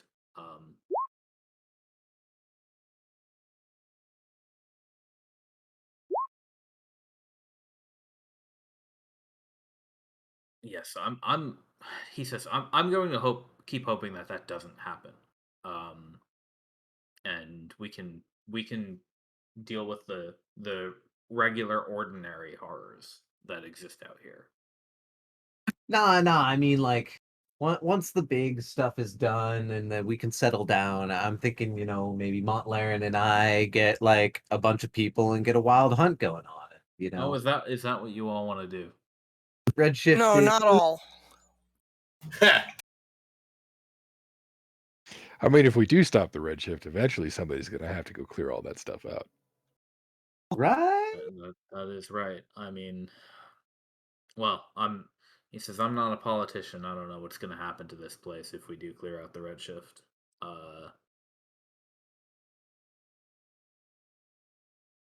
I'll probably just go back home. Finally get to sleep in my own bed. Oh man, you got to move that all out here. You're the frontmost expert. Right, got to settle the frontier, right? Exactly. It's a pretty big bed. It's kind of hard to move, but anyway, yeah, you're right. There's probably going to be still more to study, and I can probably write plenty of books on the after effects of the Redshift once we can actually move around in peace. So I'm totally bringing a base of operations here. I mean, I already told you about it, right? Do you remember? I do, yeah. Sweet, just double checking, with an enchantment like that. Yeah, even though it's got the glamour. Well, I remember you talking about it afterward. Hey, real quick for me, but also anybody else, do we want to take a 5-minute break and then come back? Sure. Sure. I could Absolutely not. I have to be contrary. We must okay. stay. Well, you're outvoted, so we'll hop back in 5 minutes or whenever everybody's back. Okay. Sounds Damn, good. terrible. I'm so sad. Sounds good.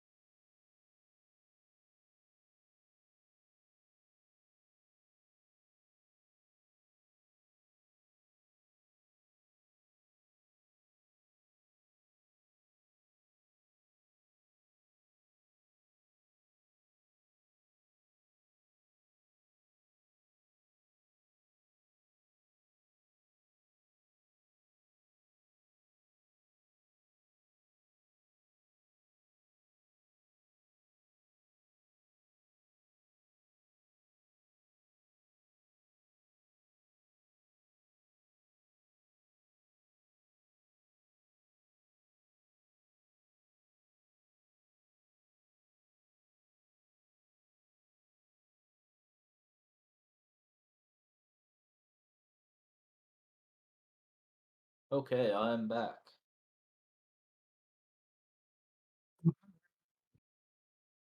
As am I.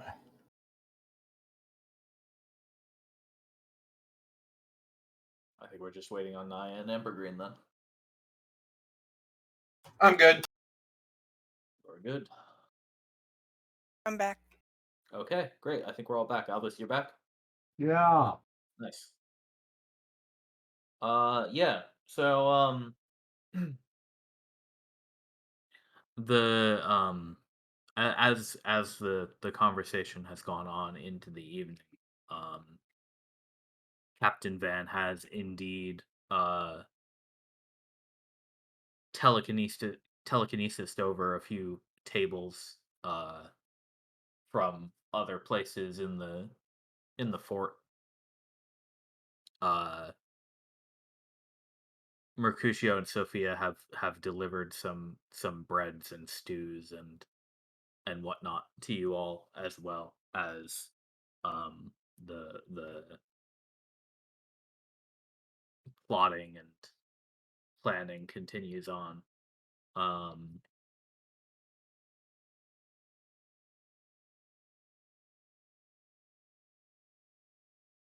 all things considered, it has been quite peaceful and relatively uneventful, except for the events at Alsaines for the past couple of weeks. Um, Nobody has really bumped into anything extraordinary lately. It has been kind of a lull in scouting activity because you all have sort of turned into the forward party lately. Right. Although that may soon change for the better with more skiffs being built, people able to get out there into the desert a little bit easier with some ability to haul food and water and stuff. Um,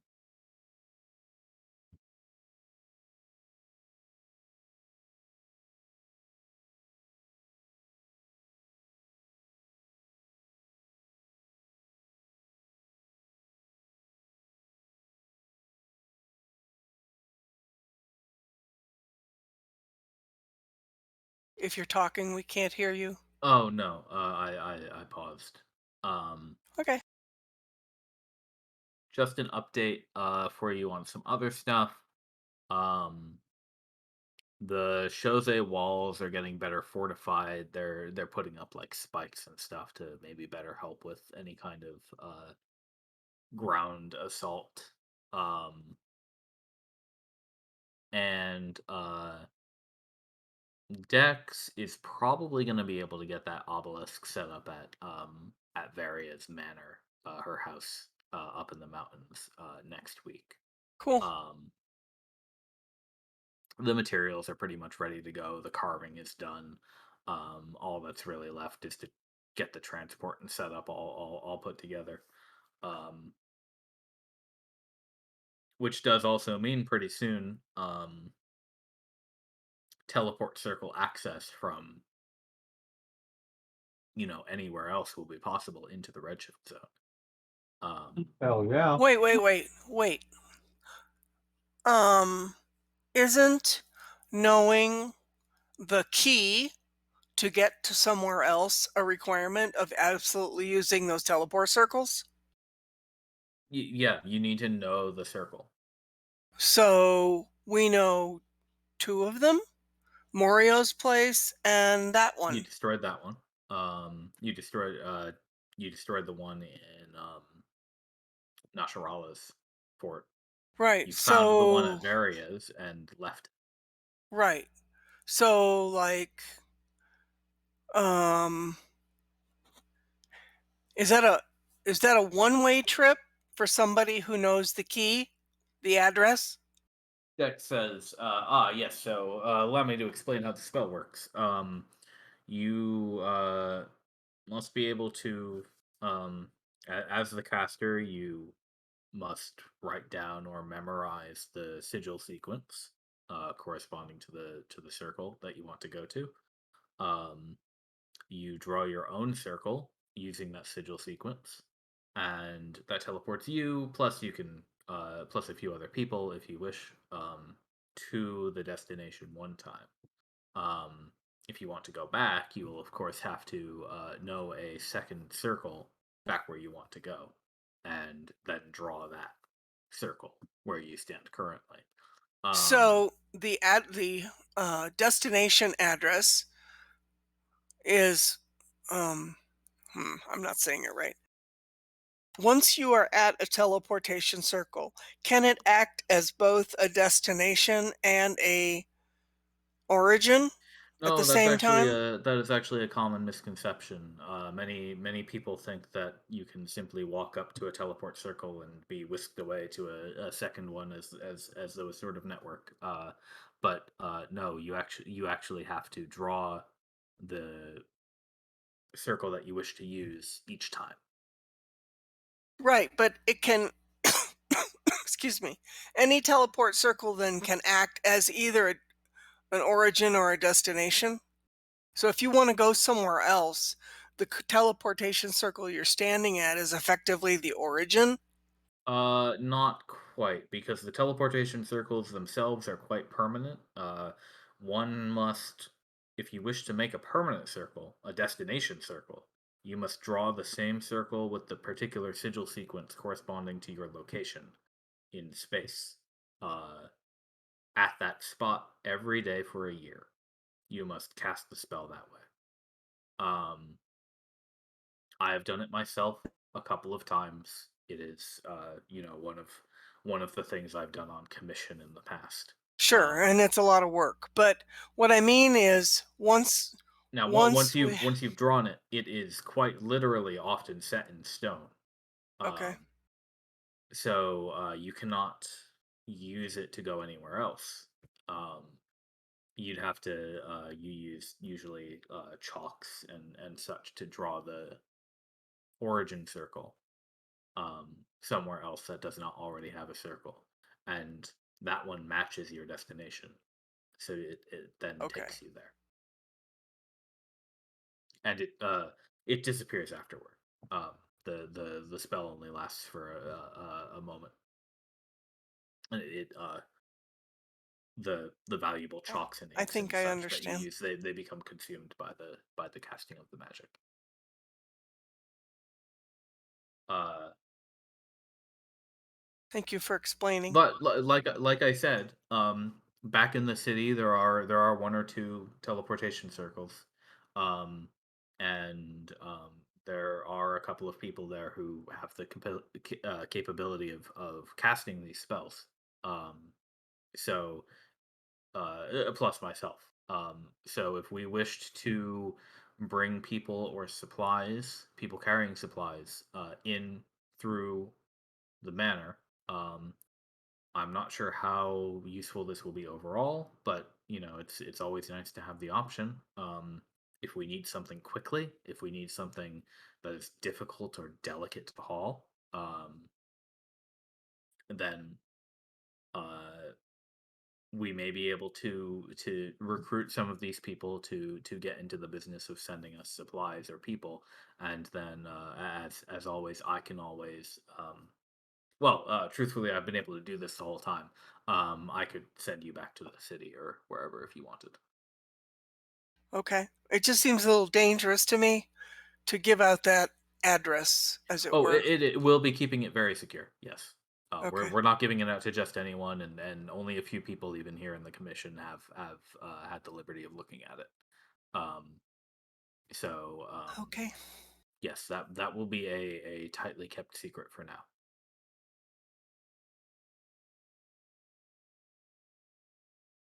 I would hope like that it stays that way, just so that Yes. there isn't a teleportation circle into my front door in the future. I might recommend Albus Tavern. You may want to have it destroyed and possibly a new one created when the time comes, perhaps in a more secure location. But that's up to you. No, actually, I think the much better way is if you have a very sturdy and secure cage around the exit point. So when someone does use it, you can either let them out by, unlocking the cage or whatever, or you and everyone else can point and laugh at them. Yeah, see, I was actually planning something like that, just fancy foyer or something like that with no entrance or exit, and then people wait and they're like, "What the fuck is going on?" And then whether or not I want to let them in or not, I let them in or not. Well, he says, like I said, that'll be up to you. I'm not going to tell you how to build your house that you've chosen for yourself. The proper word is claimed by right of expedition. Sure, yeah. Although I will say, if you do need any help with the teleportation circles when that time comes, um, you know, I'm around. As long as you can pay for the room and board for me to stick around for a year Yeah, anyway. I was about to say, do I get discount for long-term friends or business partners? Oh, we'll see about that. If he ships your bed out there, would you do it? Hmm. I mean, I have a teleportation circle.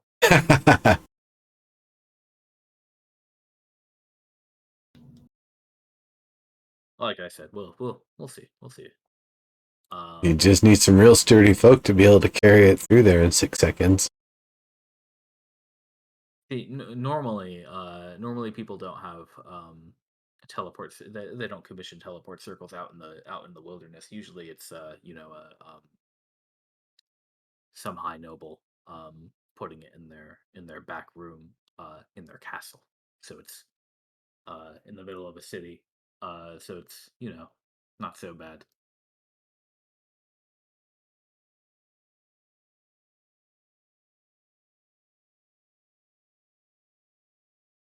Lucent says, "Yeah, believe it or not, this is the first time Dex has uh, actually roughed it in his whole life, and he's done surprisingly well. If I have to say, it's very commendable."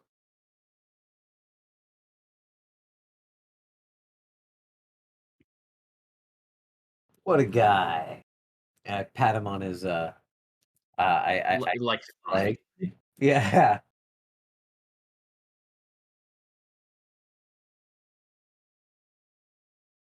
he's just. I mean, I don't really like it. You know, the whole camping thing. Do you like? Well, here's the trick. As soon as I learned magic out here, camping became glamping in like 2 seconds. And he snaps his finger and prestidigitation gets all dust off of his clothes. He says, I mean that does help. Think about what it must be like for those non-magic folks. You turn your head side to side and see, you know, lots of ordinary people who don't have magic Exactly. That's why and are not the main character.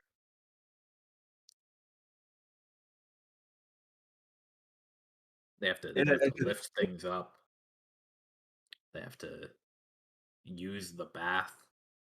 They don't have wash Do the clothes. laundry. Yeah, they have to make their own perfumes. They just smell nice. My -1 in charisma is not because I'm not pleasant to be around. It's just when I open my mouth, I'm not pleasant to be around.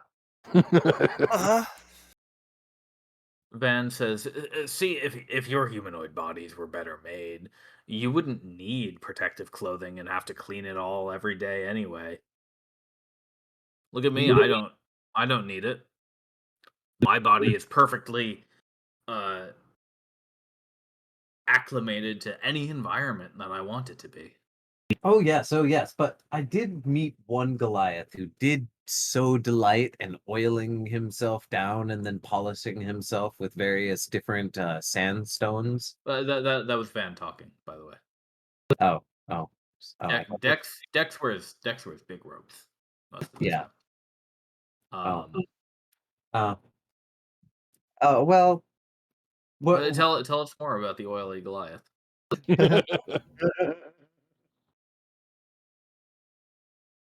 I thought that was Decus, so scratch that.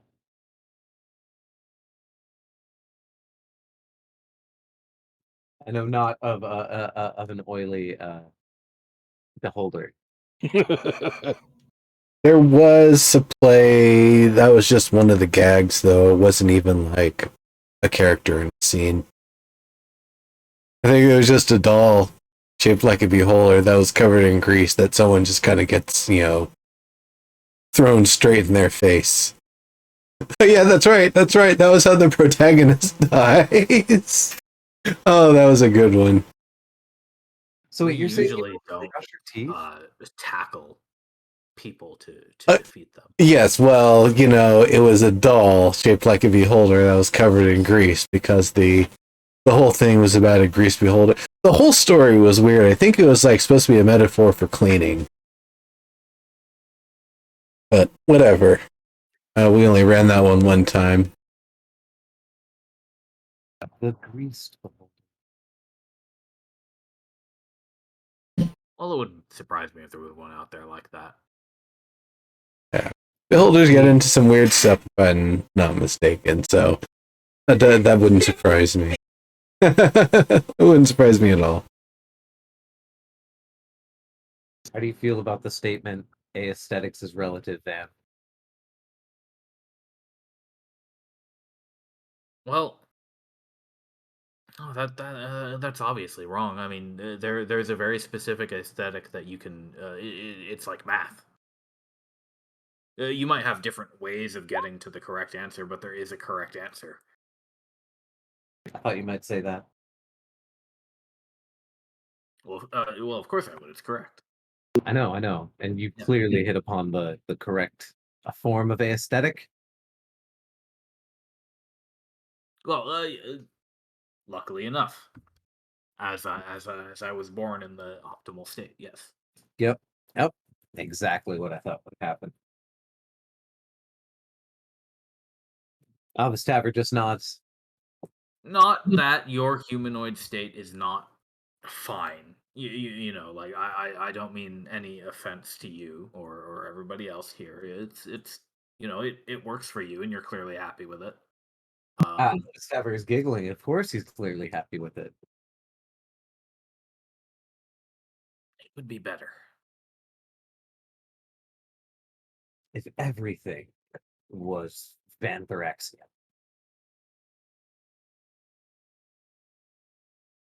Well, I mean, you've got legs to worry about, and those are so prone to breakage or complications. When you can simply float wherever you want to go, you can't see when you sleep. It's honestly, I don't know how you do it. It is a challenge. It's impressive, if nothing else. Commendable, worthy of praise, I think.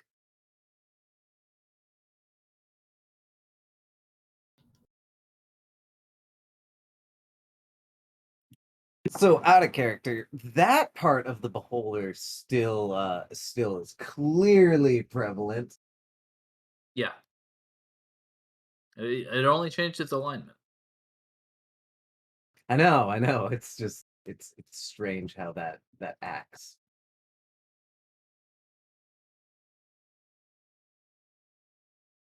Maybe I shouldn't tease the beholder though. I mean, He's that's not going to laser you. right. He's a good guy. Yeah, maybe he'll sleep ray you if he's feeling spicy on that particular day. Oh, please don't turn me into anything unnatural. He says, no. All these I beams, they point straight up all day. Have So you ever tell so tell us about everyone else that reported. I'm actually kind of glad that we're the last one, so you would kind of know a little bit about what else is going on. What else has been going on? has there been news of the hair that sees into your soul? The brigadier says, well, let me see. Mortier's team went south along the mountain's edge past Varia's house. In fact, I'm told they found sand and sand out there. Still good to get a scouting party out. We haven't been able to send too many other people very deep into the desert yet. Although we are continuing work on trying to clear a bit of a roadway in that general direction.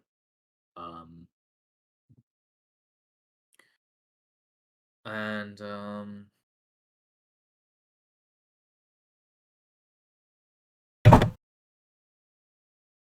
Anybody did anything else with that coral colony? well, not really. Soriana told me that if we were to harvest the stuff, she might be able to, or it might be useful for building things out of cement if we wish to, but Brilliant idea. if we need it, perhaps. If you think of something, certainly. Nothing pops to mind. Fortification. Just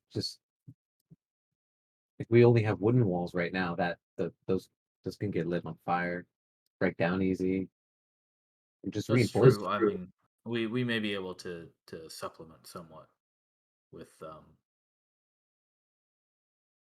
some concrete and stone.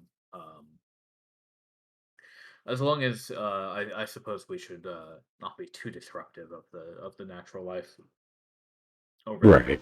Definitely.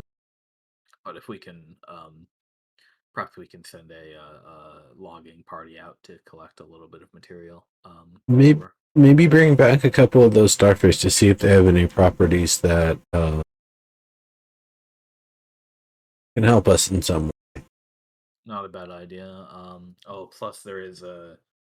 That's right. There is a major amount of steel over there. You said so. It would probably be in our best interest to go collect that. I Yeah. think once we have a few of the skiffs available, I'll likely send a couple teams out there to collect that stuff. That sounds like a good idea.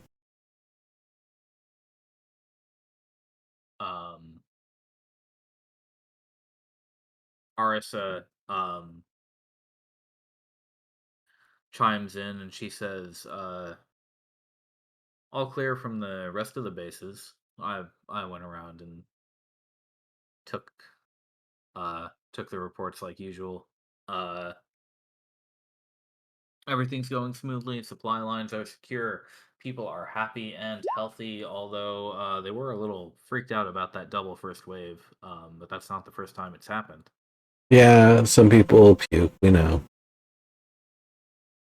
Oh well, not even that this time actually. Everyone's fine. It was just the talk of the obelisks Gotcha. today, or the past couple days. That is. Um, Any news from the outside or the guilds? You know how the propaganda's been going? Lucen says I'm told it's working about as well as ever. We Things are pretty stable in terms of manpower lately. But we do have uh I'm told a few dozen newbies coming in pretty soon. Um, who we can probably get situated on some of the backline forts to help manage the supply lines, keep up our material flow, and get some more experienced people out here in front. Logistics is exactly what I was thinking. Yeah. Um. Hmm. As soon as we heard there was a possible lake up there, I was really hoping that we'd be able to get our hands on or our feet into Alsaines. Um, we're going to need a source of water out there in the desert, and that's probably the best one.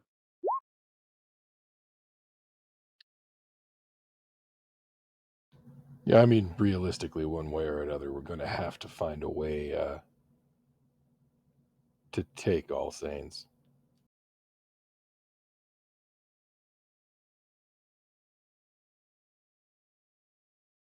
Whether Make it that's by more negotiating an embassy or literally seizing the city.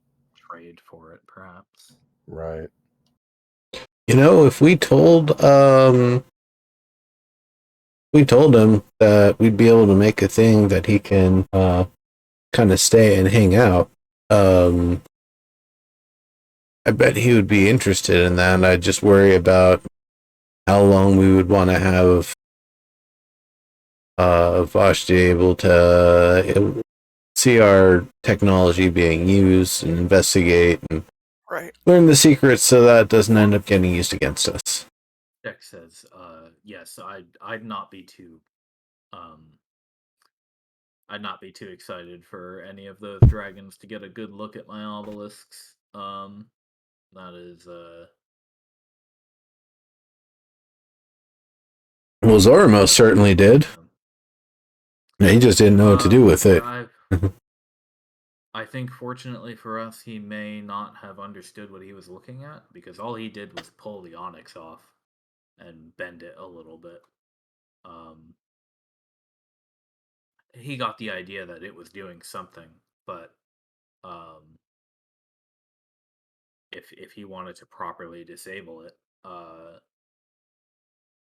he would have likely crushed the onyx, made it unusable, um, engraved some faulty runes into it or into the mithril. The fact that he didn't do any of that suggests to me that he was merely trying to disable it the best way he knew how, which is Right. fortunate for us. But Agreed. you say this prince you met was casting spells, so I'd Seems expect much him to like have it. a little Uh, bit better insight into how things are working over here. I'm gonna ask you this question, out of character-ish. When he was doing what appeared to be casting spells, did I get the inkling that I could have cast counter spell and stopped them, or did I get the inkling? Oh, okay, Yeah. Pretty much everything except his weird fire circle. that's the one, and that's the one that I was kind of wondering about because is that what he was rolling the concentration on? It was. Okay, But yeah, that wasn't a spell that he. It didn't look like he needed any components that you recognized for it. see. Oh, Although he did uh, do a little finger line drawing with it. speaking of that, should we fight him again? If you end up inside the circle, just focus on attacking him. I saw the flare ups when everybody will go outside through the edge of the circle. That looked nasty. That's why I just stayed in it. We've got things to resist fire. If we just knock his concentration out, we could have potentially just disabled it that way. Not saying that he couldn't have made it again a few times, but I couldn't imagine he can do it too many more times. That's right. If you can bear the brunt of the attack, it's always a good idea to focus your offense on a caster so that you can disrupt them. And if It's a strategy. Always bring archers. Yep, that's actually what I was about to say. Is if we don't have means to hit at that sort of range, we should probably arm ourselves.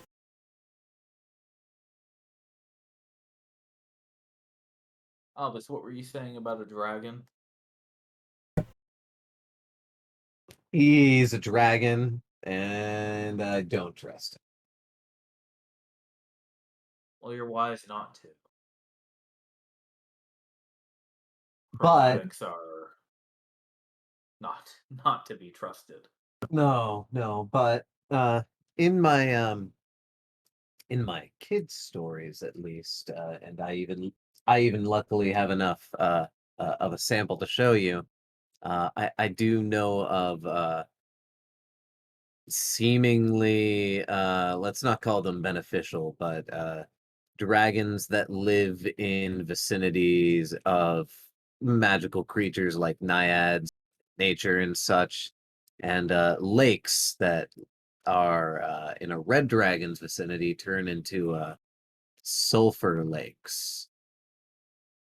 Do what you want with that information, whether it's beneficial to us or not. I don't know how a naiad might feel about that. I see what you're getting at. Hmm.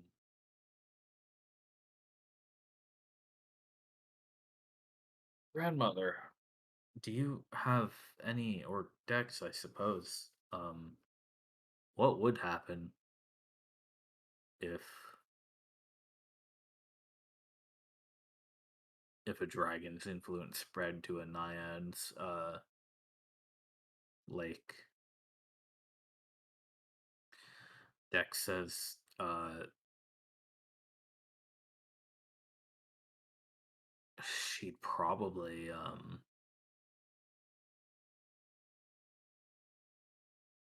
she'd probably turn some kind of bad.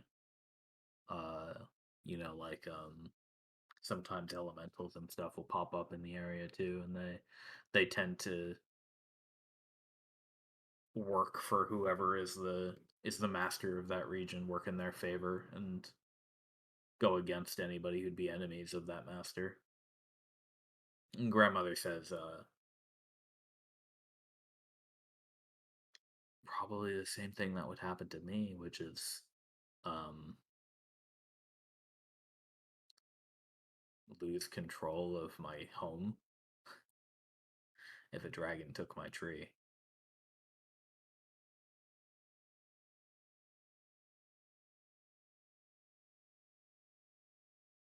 No dragons have ever nested in the forest here, fortunately for me. I would guess that, like how he was ignorant to this phenomenon that may, I don't know if the other phenomenons past the one that we experienced the very, very first time, uh, are or were continuous in the Redshift, or were phenomenons that could just happen, or if us dealing with the story has made this phenomenon sort of like trail off and we've just been lucky enough to experience it. Um, but um, I would bet that maybe he's ignorant to the naiad being there as well. And I feel as if a naiad and a dragon prince are maybe competing on the sort of level that maybe a tiger and a lion compete on the food chain.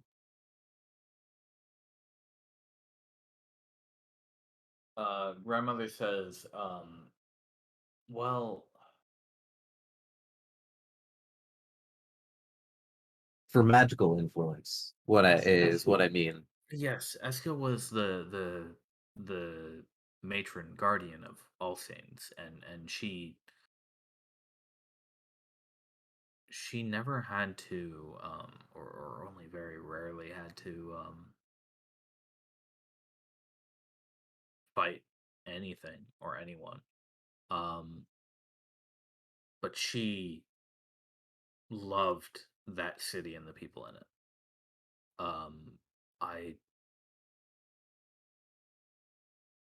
I have a hard time thinking that she would be able to stand for an invader or a scavenger without confronting them. Unless perhaps she's been too weak to do so, and has had to hide.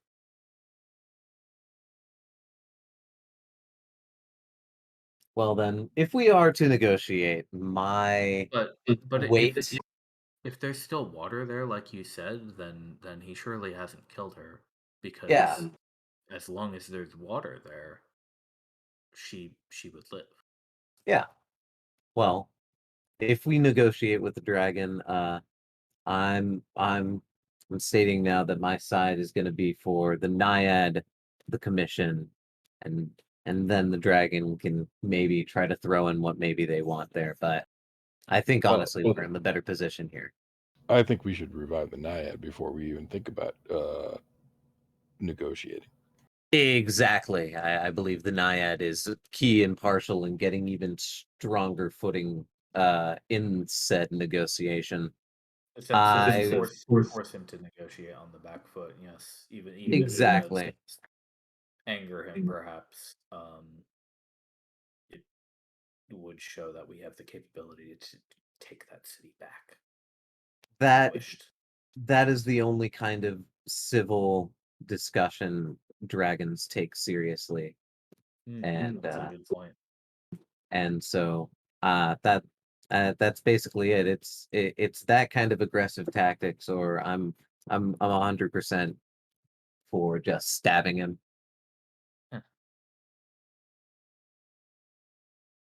Well, as long as that's a plan B or C.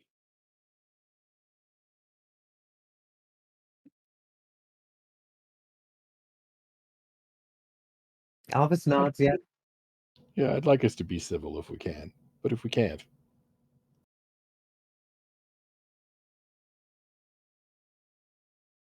We still have to be wary of his father, of course. If we cross this king who's a dragon, if they know where we are, and I have a hard time believing that they don't,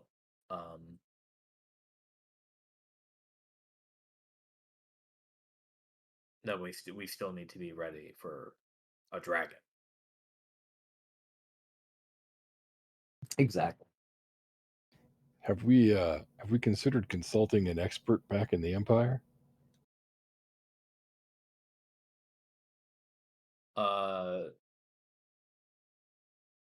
She looks between herself and Van, and she says, "Well, more or less, you are looking at them." Um, I could send a missive to the guild, but I don't know of dragon experts. Maybe people who know about treasures in dragon layers or other things of that sort.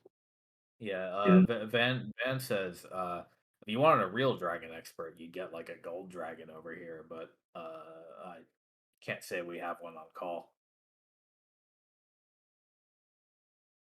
I see. Where I'm from, there are specialized hunters to deal with large scale problems like that. My father was one, in fact, though dragons was not his specialty. Brigadier says,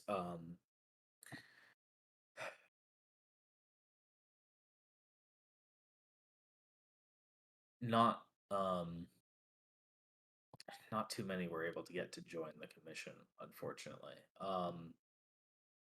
Van says, I could probably go toe to toe with the dragon myself, but it's not something I'm looking to do for fun. Um, hey, if you've got me and you've got Dex and you've got Lucent and you've got all of you, I'm sure we could take on a dragon between the 10 of us. An elder dragon? Well, I mean, as long as he's not one of those ones that's been asleep for 1,000 years. I'm frantically scribbling notes. I mean, it's been about 1,000 years. Yeah, I don't think he's been sleeping. He seems like he's been pretty active in the area. Yeah. I don't know. I mean, the last thing I would do if I had a bunch of children and I was a dragon who maybe needed to go to sleep because of phenomenal cosmic power and itty bitty body space or something, I would split up my territory between some, dumb fuck children and then try to go to sleep. And then maybe, we come in, because we're on that 1,000 year mark and he's like maybe half asleep or some shit like that. It's possible. Shit. Yeah, that's a pretty convincing argument you've got there, Alvis. All right, when you talk to the prince again, see if you can maybe squeeze out how old his father is out of him. That might help. Oh yeah, Daddy, I'll try to do it as an honorific or something like that. That's a good idea. Casual conversation, Tell me of your great father. Tell me of Daddy Dragon. Oh, actually, that makes perfect sense because if we do start any sort of negotiation or contract, we would want to ask, who the highest supervisor and authority is in the chain of command we're negotiating with. So just along those lines, we should be able to get, some amount of information like that. Name. That'll certainly be his father. I would like a name. What's this dragon's name? Right. It's real name. Yeah. Okay, nice. I feel like something slipped, but that he caught himself before he said it.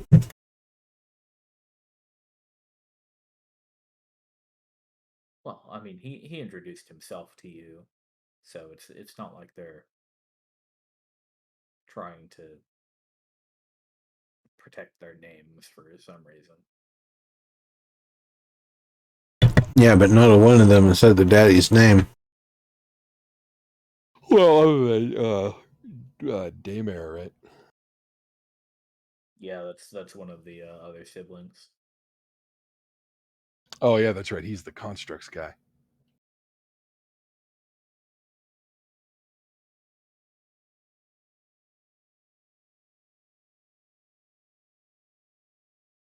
Well, yeah, it's like Ben said. Um, use your next dialogue with him as an opportunity to get as much info as you can. Try to try to squeeze it out before he weasels away. And I mean, try to do it without pissing him off, but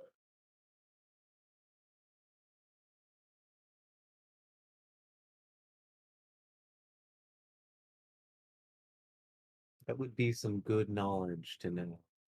Especially if then like if we got a name, we could then do some research. yeah. And if you have to share some info about the commission in some kind of fair exchange, um, just keep it to the directive and mission goal, more or less. Right, just what's on the pamphlet. Yeah. I doubt they're reading those. We haven't heard of any dragon princes roaming around the empire lately, so Well, that's reassuring at least.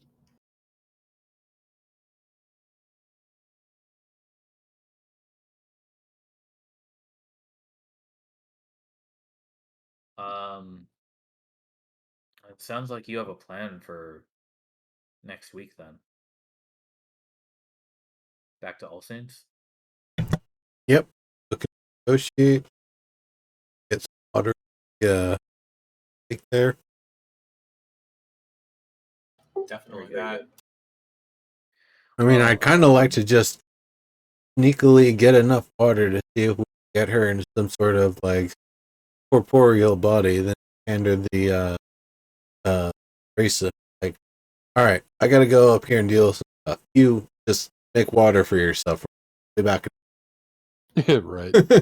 And we come back and there's just, what used to be this little puddle is now this much larger body.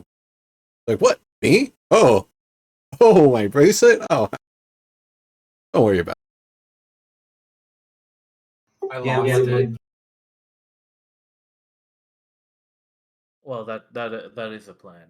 She says, "Well, we'll hold down the fort here. Like I said before, if you manage to arrange some kind of real meeting with this prince, figure out a location, I will attend.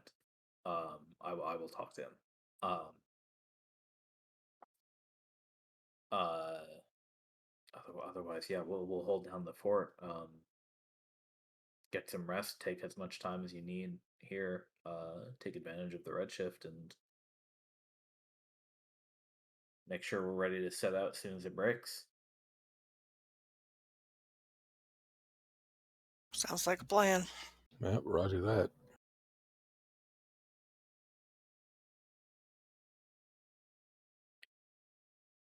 Cool. Probably get a bull and get me going. Oh, probably see if Badath would be able to get the brace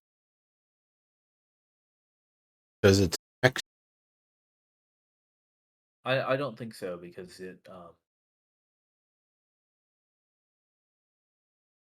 I Not I not the entire gauntlet, just the brace itself, or is it all um I thought it was mostly built in, but I was going to say I think it requires wearing the bracelet to be able to properly use. ah, Um, but yeah, you were able to resummon Badat uh, at your leisure. Get your familiar back in action, um, and yeah, I think that's where we'll break for tonight. Um, So you all are able to spend the next several days doing what you need to do around Chose, staying safe under the obelisk, out of the redshift. Nothing comes to attack you during the week. no dragons, no giant centipede fish. Oh, hydras, good. Oh, nice. No bugs. I don't know. You guys are saying, "Oh, nice," and I'm thinking, man, I would totally fight another one of those, like some sort of chunk of rare artifact. Yeah, right. Um, I'm going sky fishing with the ballista. You know, or are there any birds or something I can shoot? Yeah. Yeah, real good at that. We'll just make sure you get them to land in the obelisk, right? So Ballista you can- arrows? No, the birds, so that you can actually retrieve them. I'll retrieve them once the thing goes down, and if it Mhm. doesn't, then that'll be interesting. Anyway, the children continue to uh overgrow your city with trees and roots and grass. It is becoming a veritable woods instead of a city. To a certain point.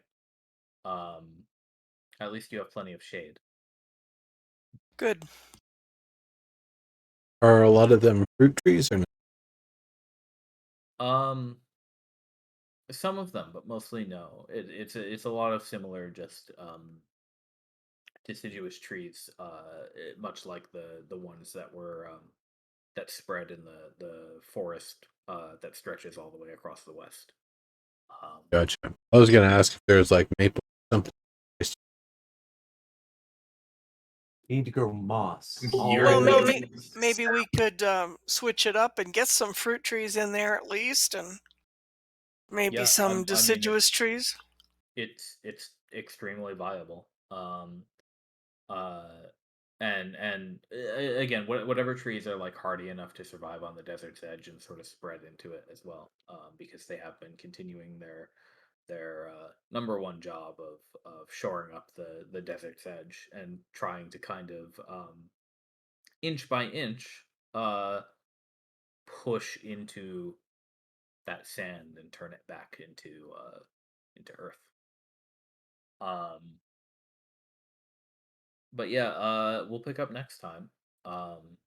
Thank you for joining, everyone. Yeah, thanks for the session, man. Thank you for hosting.